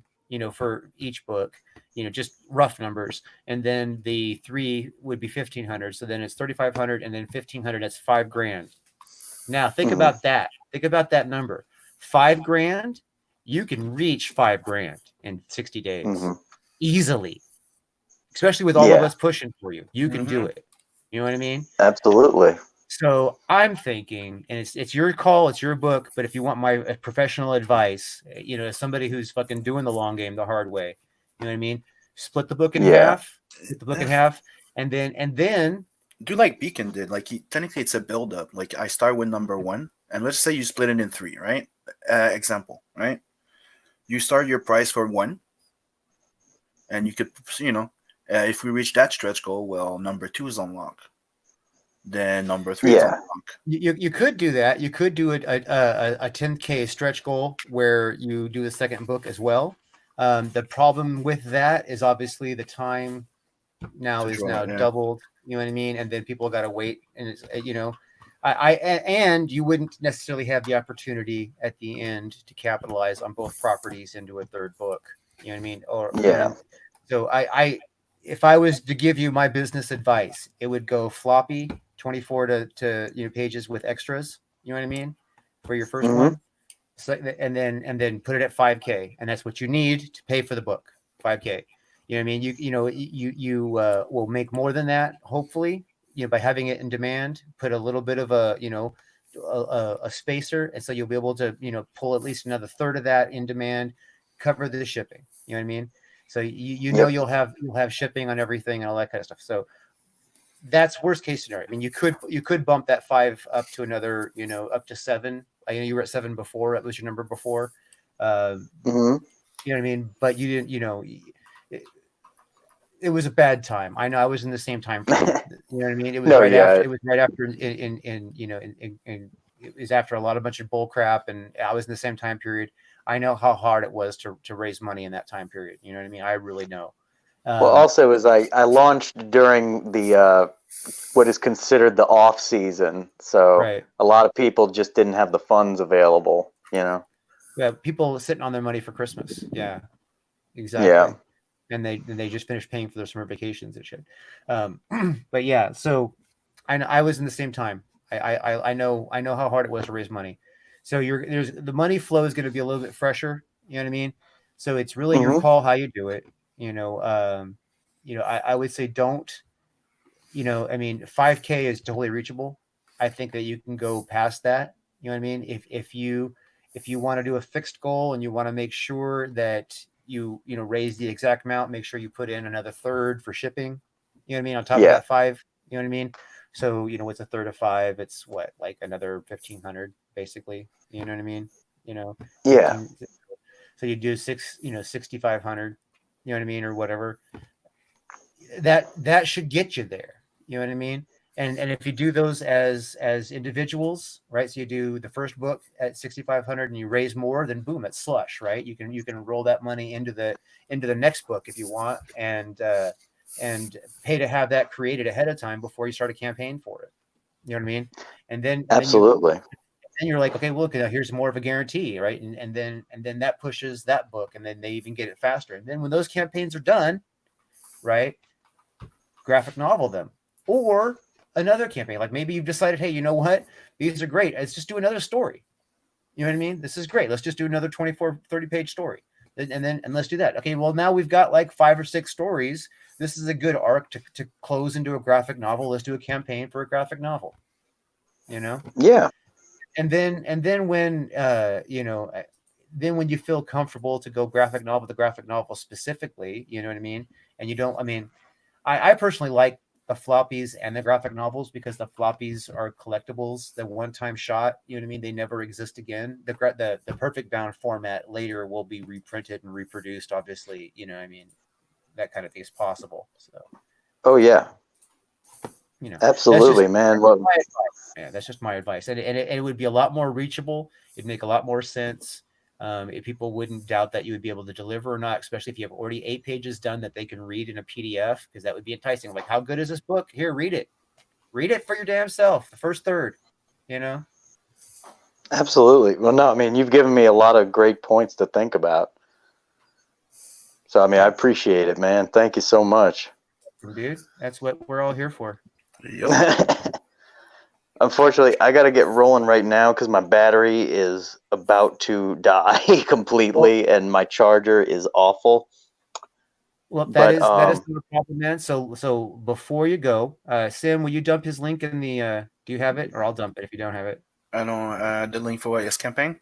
Yeah, his mailing list. Yep, I had it. I shared it not too long ago. Let me go back and get it. Take care of it. So Tim's going to drop that link into the chat for you one more time, and then everybody go and put your email on his mailing list, and then answer your email when Indiegogo asks you to confirm, and click that fucking confirm link. There you go, then. Thank you so much, man. And I'm going to be, hopefully on my channels, I want to start streaming at some, soon. I've never really done live streaming myself. So I'm going to definitely have you guys on my channel sometime. Yeah, well, make the rounds, develop a little bit of a fan base that's an active fan base, and then when you start streaming, see if you can get somebody who's got a little bit of a fan base that they can bring over to your stream with, you know what I mean, when you start streaming also, so you're not starting flat, because it's hard enough to start with a whole bunch of subscribers, and you know what I mean, and still only have 2 people watching. You know what I mean? Yeah. So yeah, when you start flat and you have like nobody watching, and you do that a whole bunch of times, that becomes very discouraging. So yeah, grab another creator and have them bring their fan base too. Did his battery die? Yeah, I think he did. Yeah, he probably did. All right, so go back Outlaw Nights. Goes up to it. Don't forget to confirm it, like we're explaining. Go back and confirm it, make sure, because it happens so often. And, usually we offer cool special tiers. So you don't want to miss that. Right. Yeah. You don't want to miss out on special tiers. Special tiers are awesome. Well, since he's out, while we are still doing Indie Comics interviews, why don't we take a moment or 5 and review a couple of things real fast. Let's see where Brian's doing. He must be doing... he must be talking up the storm because, where is he? He's supposed to be on Rob Arnold's channel. Okay. You know what I mean? They were supposed to do 20 minutes, but it's been longer than that. So I'm thinking Brian. You know Brian. Yeah, I'm thinking Brian's talking. The only way to shut him up is to put that button in his video, and he just quiets down. I know he does. It's so funny. You gotta love Brian though. He's at 10 backers at 260. He's at that's really good. He's 10 backers. I mean, considering all things considered. And he went with the $500 goal, fixed goal. Yeah. Yeah, he that's a real low fixed goal, but he's gonna be fine. It's gonna go in demand, and he's gonna. No, I think if I'm not mistaken, his first campaign did well too. So, well, his first campaign didn't, but the last one he just did. He got the crowdfunding figured out, so he got to where he needed to be, and then shipped everything out. So. Yeah, dude, I really like Brian. Like, ever since we did that first horror talk show, dude, we hit it off. And we talk in the back room before the show, and that's why we're late because we just got carried away. That does happen. That does happen a lot. I think it's about time we bring that on live. Remember? Yeah, it's like I had to stop and we were talking about Vincent Price. I'm like, wait, we can talk about this on the show. Yeah, no, what's funny is the first Horror Talk episode, right? Mm-hmm. We forgot to go live and we sat and talked for like 2 hours. Dude, that's fucking hilarious. But it's like one of the first Blunt Talk that we did, not one of the first, but I think it was the third or fourth one. I did a change to my OBS because I wanted to play with some stuff, right? Right. And when we launched, nobody could hear me or see the freaking campaign. For some kind of reason, the Google Hangout just froze on the first image, and that was it for like almost an hour. And you didn't know, and you're just going forward and talking like it was. I thought there was nobody in the chat because when you're on your YouTube page, you have the chat next to you, and you can usually see the video, right? What you're showing, but on there, everything was okay except the chat. The chat, there was nothing. Like the chat was frozen, so I didn't see all the messages of like, we can't see nothing. Boomer. until I'm like, oh, I'll open my Twitter to go see if I got a message. And dude, I had 10 messages from different people. Dude, we can't. That's so great. That's so great. I mean, sometimes it's some of the best moments because during that time, people in the chat actually thought we were trolling them because we were covering Pocket Pussy's campaign. So they thought we were just trolling everybody. That's great. That's great. Trolling people like that will be fun. We need to do more practical jokes on the audience. Oh, it's fun. It's fun. It's like, let's not take ourselves so seriously and let's just have fun. Well, and it's too much we never know with Brian if he's fucking scamming us or not when it comes to when he comes in, because sometimes he'll have his mic unplugged and sometimes it won't be. And it's like he's done it to me a few times now where I'm expecting it. Where it's like I caught him pretty goddamn quick. Yeah. Nah, he's messing with us. Right. Exactly. But do you agree that we should start doing those polls like we do for CG Manga for the team? Like, let's just say we could choose like 2 movies and let the people choose. Or I think so. We got to be careful with movies because YouTube is getting a lot more strict. We got to be careful what we do. Like if we're gonna watch a movie, we can't actually watch a movie. We can only do a short clip and then talk and a short clip, talk. I did a test the other day on CG Manga. Yeah. And on my OBS, I put the smaller screen on the bottom, and I let the entire episode play directly from YouTube in the small icon, and we didn't get nothing. Really? Yeah. So because of the size perspective, it's not the dominant thing in your video. That's why. Yeah, I noticed that I did when when you go on YouTube, sometimes you'll see a movie, they flip the image, or they reduce it to with borders around it, so they can. What if we did it like that? Exactly. That's what I did. Except that I can't see you because it only spotlights one that way. Yeah. But that's what I did is I had that like a small square like that in the bottom left corner. And we played the episode there, and we didn't listen to the entire episode, but it was running there, so we could comment while watching it. Right, and that's what we would did sometimes too. Like like I tried all kinds of different variations, and every time we every time we got some kind of spike. You know what I mean? But the thing that I just don't understand is why do they bother like doing things like actually stopping the reason why it's a problem. Let me tell everybody who's watching understands. Like the reason why it's a problem is because now they've done this new thing where they actually stop access to the stream until they decide it's okay what you're doing. Yep. You know what I mean? Before, when we first started doing it, they just hit me later saying, "Oh, you copyright infringement. We're probably going to run ads on your stream if the person wants to."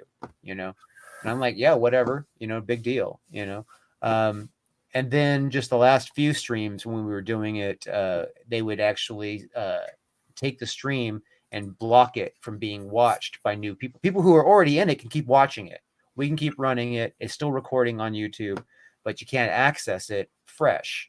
And then that would you would get access again later, like after 10 minutes or whatever, when YouTube verified that we were not breaking the rules. It's just a pain in the ass that way, a big fucking pain in the ass that way. So yeah, whatever we do, we got to figure out how not to make that happen. I mean, I'm gonna continue testing it on my channel and see how it goes. Because last time we put the Angel Cop at the bottom, and the episode was playing, and we didn't get any strike or anything. So I'll test it. Well, I'm gonna test it again on Saturday, and we'll see. Maybe if that works, man, I got OBS on my computer, so we can. Can you run OBS to StreamYard? Is that even possible? I don't know, but might as well just use it on Hangout, dude. Because on Hangout you can have up to 10 people joining us on that show. That's why I do it. Like I do it through Hangout, and then you add an extra window for your videos, right? Yeah. What about chat? You could also capture the chat and put it in there if you wanted to. Well, I wouldn't want to show the chat in the video, but I know that Adam is doing that now, and War Campaign has been doing that. Because when I stream through it, right, you can follow the chat through the YouTube thing, or you just go on your YouTube channel and you follow the chat. Yeah, I guess we just have to keep the YouTube channel open as a video and watch it. Yeah. Yeah, because when you're in your YouTube streamer page, you can follow the chat too. So. I love that being able to highlight chats. Though. Yeah, that's cool. That is fucking cool. I love that part. That's like my favorite feature of StreamYard. I know we can do all that stuff on OBS, but I haven't researched it enough. Like, I never had a dream of becoming a YouTuber. My dream is to become one of the greatest comic book artists ever, not a YouTuber. Yeah, you know what? I never really like okay. So like when I was doing YouTube, like for people who follow me know that I used to do YouTube hardcore before. You know, I was never really like trying to like be a YouTube star. You know what I mean? I was trying to make money on YouTube. I was trying to know YouTube well. You know what I mean? And you know. And I would just help other people be successful on YouTube. And at the same time, I was doing a little for myself, but not a lot.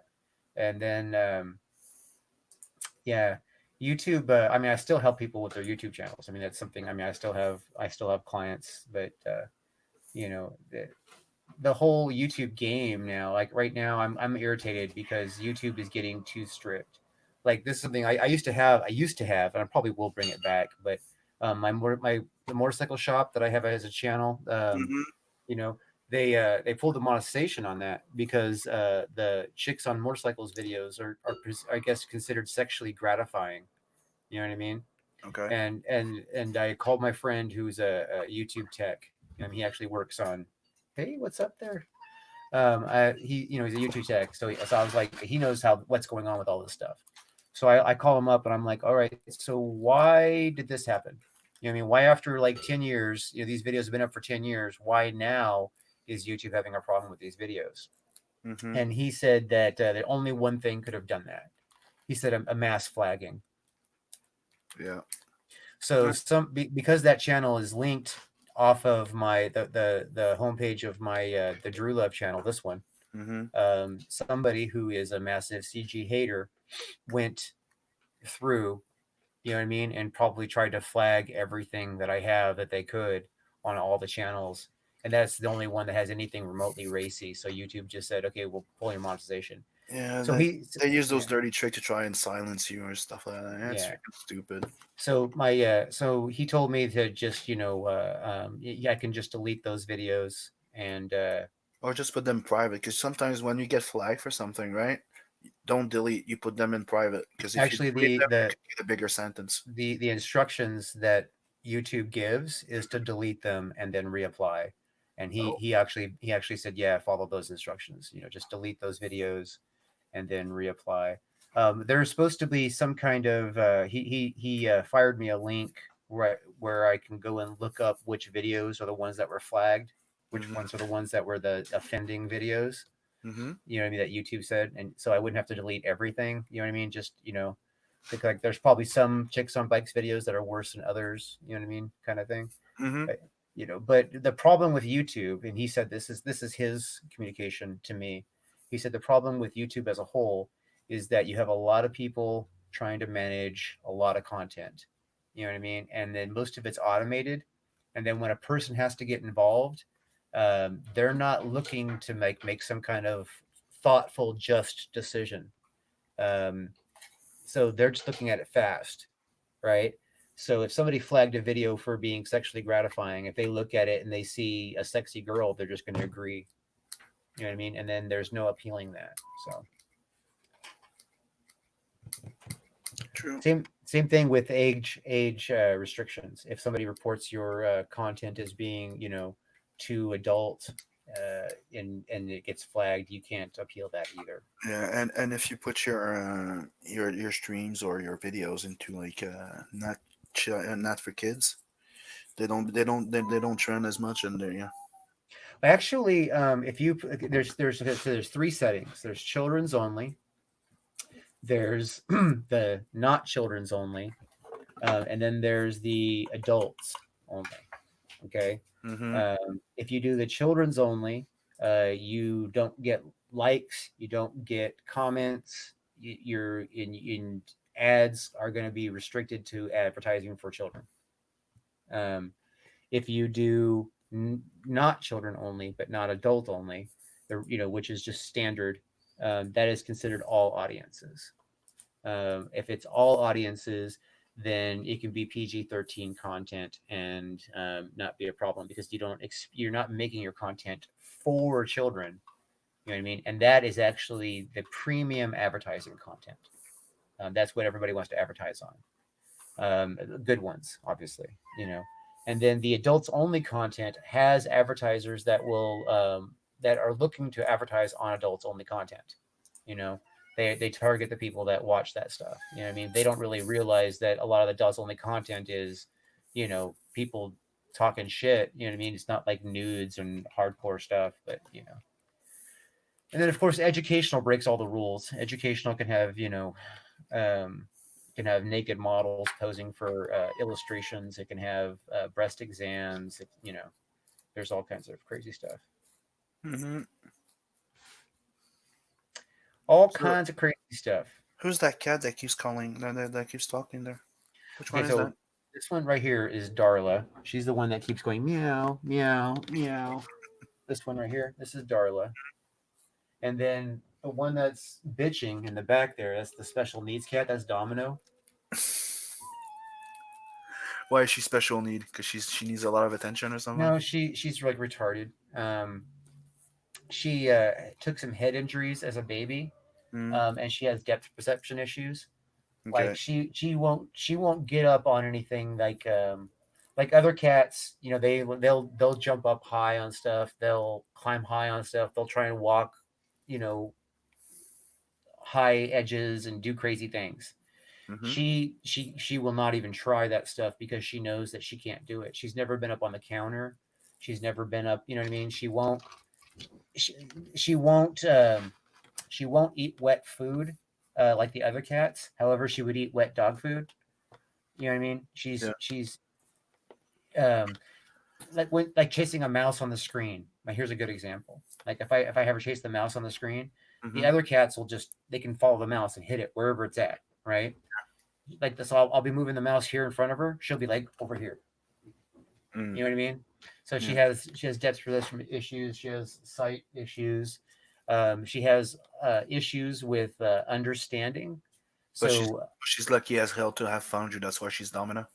Yeah, exactly. No, she's lucky. That's why. Yeah, she's lucky. And I love her. She's she doesn't like to be held. She hates it. Did you end up buying that crossbow so we can make that joke? I need to. I definitely need to. Right? Right, definitely. It's a must. We should like you can make just a cheap one, like a fake one with cardboard, just for it's just for show, right? It's just for the joke. You know what I mean? Just for the giggles. The crazy cat guy. Buy my book. Buy my book, or I will shoot the cat. And you. And then you just turn the screen black and hear meow. Right? Damn. You know, that's one thing about these earbuds is I feel like they work better in reverse, but they hurt after a while. I can hear better if I switch them, like to put the left and the right and the right and the left. It's louder, but it puts pressure on the ears, you know, and hurts after a while. Yeah, that's why I lately just use headsets, because having those earplugs too long, it hurts. So I always have those big cushiony headset.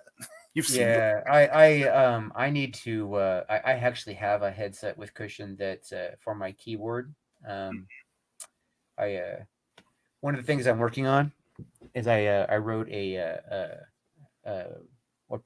finished. I'm in the middle of writing, I guess you could say, that I wrote the hook for a Captain Love theme song.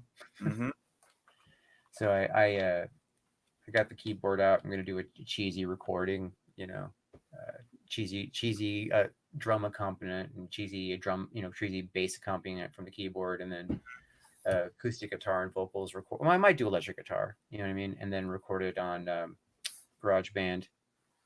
I like recording on GarageBand better than Audition. I don't know why. I just like it better. I'm not really knowledgeable in audio recording.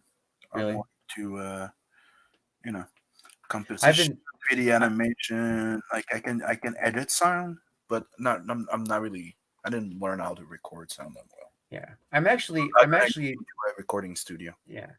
Yeah, I've spent so much time in recording studios from the analog days, like when it went digital. You know, I television studios too. I got too much media fucking background. I think about it. I go back. I'm like, you know, it's like perspective is one thing, but I think about all the crap I've done and over the years. You know, it's like, you know, I've obviously been like, I guess you could say groomed for something in the entertainment industry. Because I knew about video editing before there was editing software available. Like, 'cause I learned how to do it on I learned how to edit live, on a live broadcast environment. With the screen effects. Yeah, with all the screen effects and stuff like that. Because and then you would like maybe, you know, record with a delay and that kind of stuff. But there's a cable company called DCTV, which was basically local broadcast, you know, in Ohio, Defiance, Ohio. Defiance cable, you know what I mean? So it was basically just, you know, like Wayne's World, you know, cable TV broadcast studio. And, but did that enough to where, you know, to me, that's where my knowledge of digital editing started, because it was basically the same thing. You got a timeline. This is when you launch it. You know what I mean? This is when it fires. You know, you're recording, you're live streaming right now. Okay, bring this in, bring that in. Okay, now transition. Okay, now we're going to do this. Put this overlay. Type in what you're going to say. All right. You know what I mean? It's just like, I've done so much behind the scenes stuff, you know what I mean, that, when I'm in front of the camera, it just seems like, well, it used to seem a lot more awkward, but I keep forgetting that I'm on camera sometimes when I'm like, when we're streaming, because I'm like doing the behind the scenes stuff. I keep forgetting that, oh yeah, I'm on camera too. I'm a bit, it's like, you know, when we studied 3D animation, right? We did some like acting. You have to do a bit of everything, right? And we did voice acting, but as soon as there's a camera, I'm not comfortable, and it's not my place, right? I don't know why. Like, it's like the first time I did a streaming, right, on Malin and stuff like that. Yeah. Dude, I'm used to being in Comic Cons and fan expo and stuff like that without a fucking issue. No anxiety, no nothing. Just go there, chill, and talk with people. The first time I went to a stream, dude, it was wet hands, shakes, belly pains, cramps, everything. I was like, what the fuck? Like, I just discovered something new about myself. Hello. Yeah. After 2-3 streams, I gotta start getting comfortable. Then after that, you get comfortable enough that you're just yourself on stream. This is when you start. Well, since there's still 4 people watching, why don't you shill Blood Hunt real fast, and then we'll go talking in the back room. Yeah, real fast. Go back, Blood Hunt, the most badass vampire in comics. Period. Yeah, you're gonna want this book. This book is badass. This guy has all kinds of cool ways of killing things, and it's look at this artwork. You know what I mean? I'll say it again. He is not a vampire, a killer. He is a vampire for hire. Right. He's not a vampire killer. He's a vampire who's a killer. Yes. He's a killer vampire. Mm-hmm. He's a monster for hire. Maybe that should have been my title. Monster for hire. I think it already exists though. Yeah. Well, you have Blood Hunt. Payback is a bitch. Mm-hmm. Yeah. Blood Hunt Monster for Hire would have been a little bit more understandable. I thought that payback's a bitch because it's a payback story. It's right. That's why I put the title there, because it's like, imagine me doing a vampire payback story, like those classic Payback and Shoot 'Em Up. Right. And at Depth in Blood, I thought it was just gonna be funny to do like those classic old movies where they had 2 titles. It could be this or this, but they're both related to the story. Right.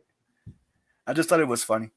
No, I I liked it. You know what I mean? I never even thought that there was anything wrong with it ever. So, it's definitely a good title. But now in comparison to Blood Hunt Payback is a Bitch or Blood Hunt Monster Hunter,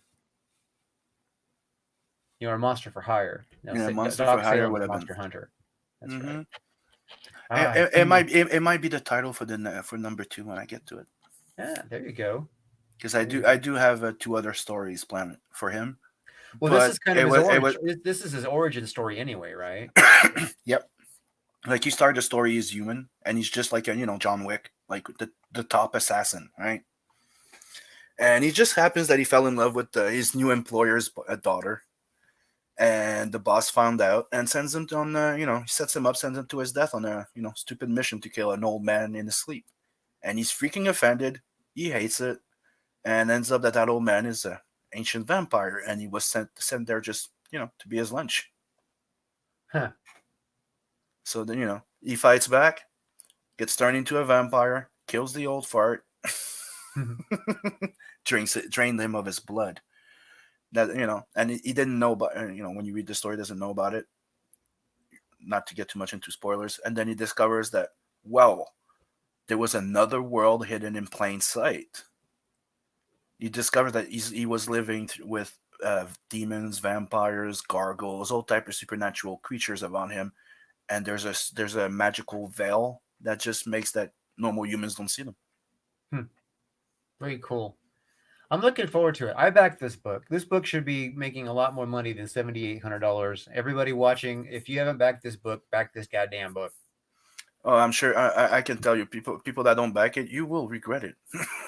Yeah, because everybody's going to be talking about how awesome it is, and it's not going to be available. No, this is the exclusive edition for you guys. Those 2 covers will never be reprinted. If you buy the $50 tier, you get 2 covers. You get the main cover. That's an homage to Trigun. That's the reason for the pose on the bodies. And you get the variant cover. That's a wraparound cover. That's going to be just black and white with the logo in red and some blood. It's just black and red. And it's going to be cool.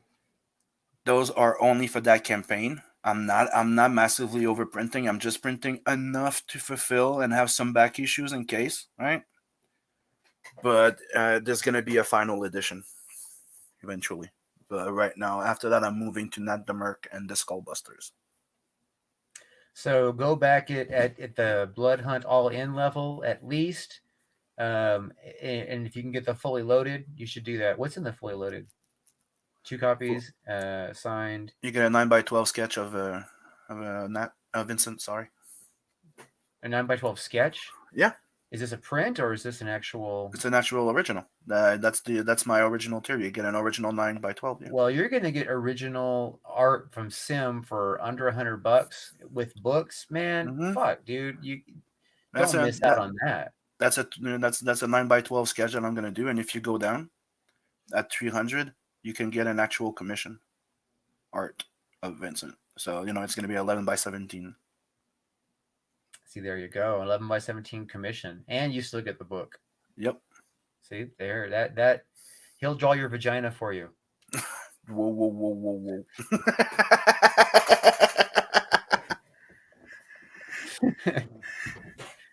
Oh, it's in case Ro was listening, Ro's always listening.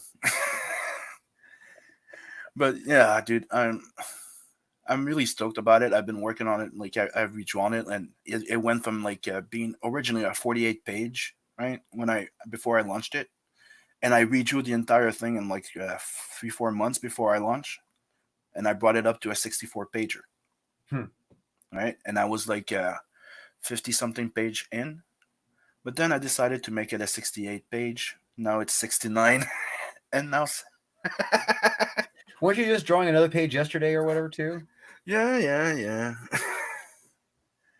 I promise there's going to be at least 69 pages in the book. I don't think people will complain if there's an extra page or two. Am I right?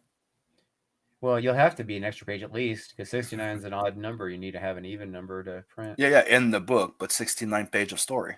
Right. That's the thing is I'm not that's the page count of story. You have 64 page of story, 69 page of story.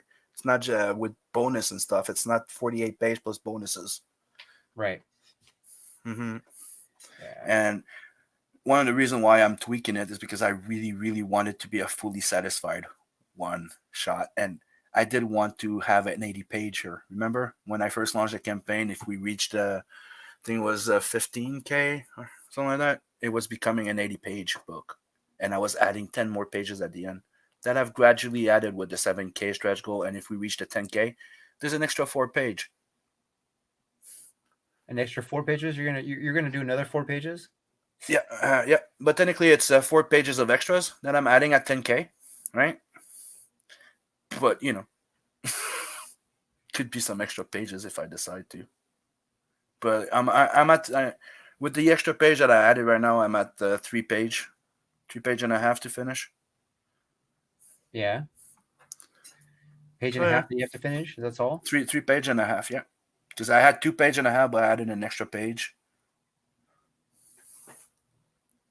Because there was 2 condensed in 1 page, and I turned it into a 2-pager, and that's pretty much it. I got you. Mm-hmm. You just like, this could be better. I make this shit bigger. Yeah, and it's a fight scene. People like fight scene. Oh, I know. I did that also here on chapter 2. I did that. I had a fight scene originally outlined for 1 page, and I extended it to 2 pages. Gave it more panels and. I do that. All right, back Blood Hunt. Get this fucking book in your list of books that you back, because it's totally worth it. It's totally worth having. It's totally and if we get to 10K, every physical backer gets a sketch card in their book. There you go. See, I mean, he's got all these freaking awesome stretch goals set up, so we need to at least get the 10K going. He needs this. This needs to be at least 10K. I mean, $2,130 can be done. And you're not getting a 48 pager. You're getting 60. Right now, the book is at 70 page. Right, the book with all the little thing, and I might make it a 72. But I'm really hoping to make that 10K like that. 4 extra pages. It's said. I mean, we get this to 10K just so he can afford to print it. He because he keeps fucking adding pages and shit. Hey, it's CG, guy. We're not offering people McDonald's comics. We're trying to offer, but it's not a fast food type of comic. We're not here to just do like the mainstream do and just cook up something really quickly and sell it to you. We're actually trying to do our best work and actually deliver something that's high quality and that you enjoy. Yes. something that's creative and high quality. Mm-hmm. Yeah. I didn't get Adam AF and Steve Dye to be on the team as my editor and co-writer for nothing. I just wanted it to be an extra little something, right? Quality control. Yeah. Steve, you're gonna have definite quality control with Steve Dye. That's for definite sure. Yep. Yeah. And you might end up with footprints on your ass also. Hey, you gotta love the guy. Exactly. All right. Well, why don't we continue this conversation in the back room? Mm-hmm. And everybody back Blood Hunt. And then let's take one more quick peek at where Six Gun Gorilla is. Did he get any further movement while we were talking about Blood Hunt? And don't forget to back Captain Love and go sub to that second one. Yeah. I would appreciate any more sales to back Captain Love. I appreciate that. I told you, I got my book. But let's tell everybody I got my book and it looks great. I haven't read it yet. I will let you know. Yeah. He got his book. And what kind of condition did it arrive in? Great condition. Wrapped like an OCD guy. Loved it. Yeah. Had to take the scissors out, but protected as hell. Yeah. Like right? Bubble wrap, inside cardboard, taped, and you're like, how can okay, scissors. Yeah. I fucking use packing tape on that shit, man. Mm-hmm. Yeah. I got here in perfect condition, dude. Yeah, excellent. That's not even a dent. Not a dent. And looks like Brian got 3 more backers while we were talking, and he's up to 360. I'm thinking that that's a beautiful thing for him. So yeah, he's already 72% of reaching his fixed goal. So yep.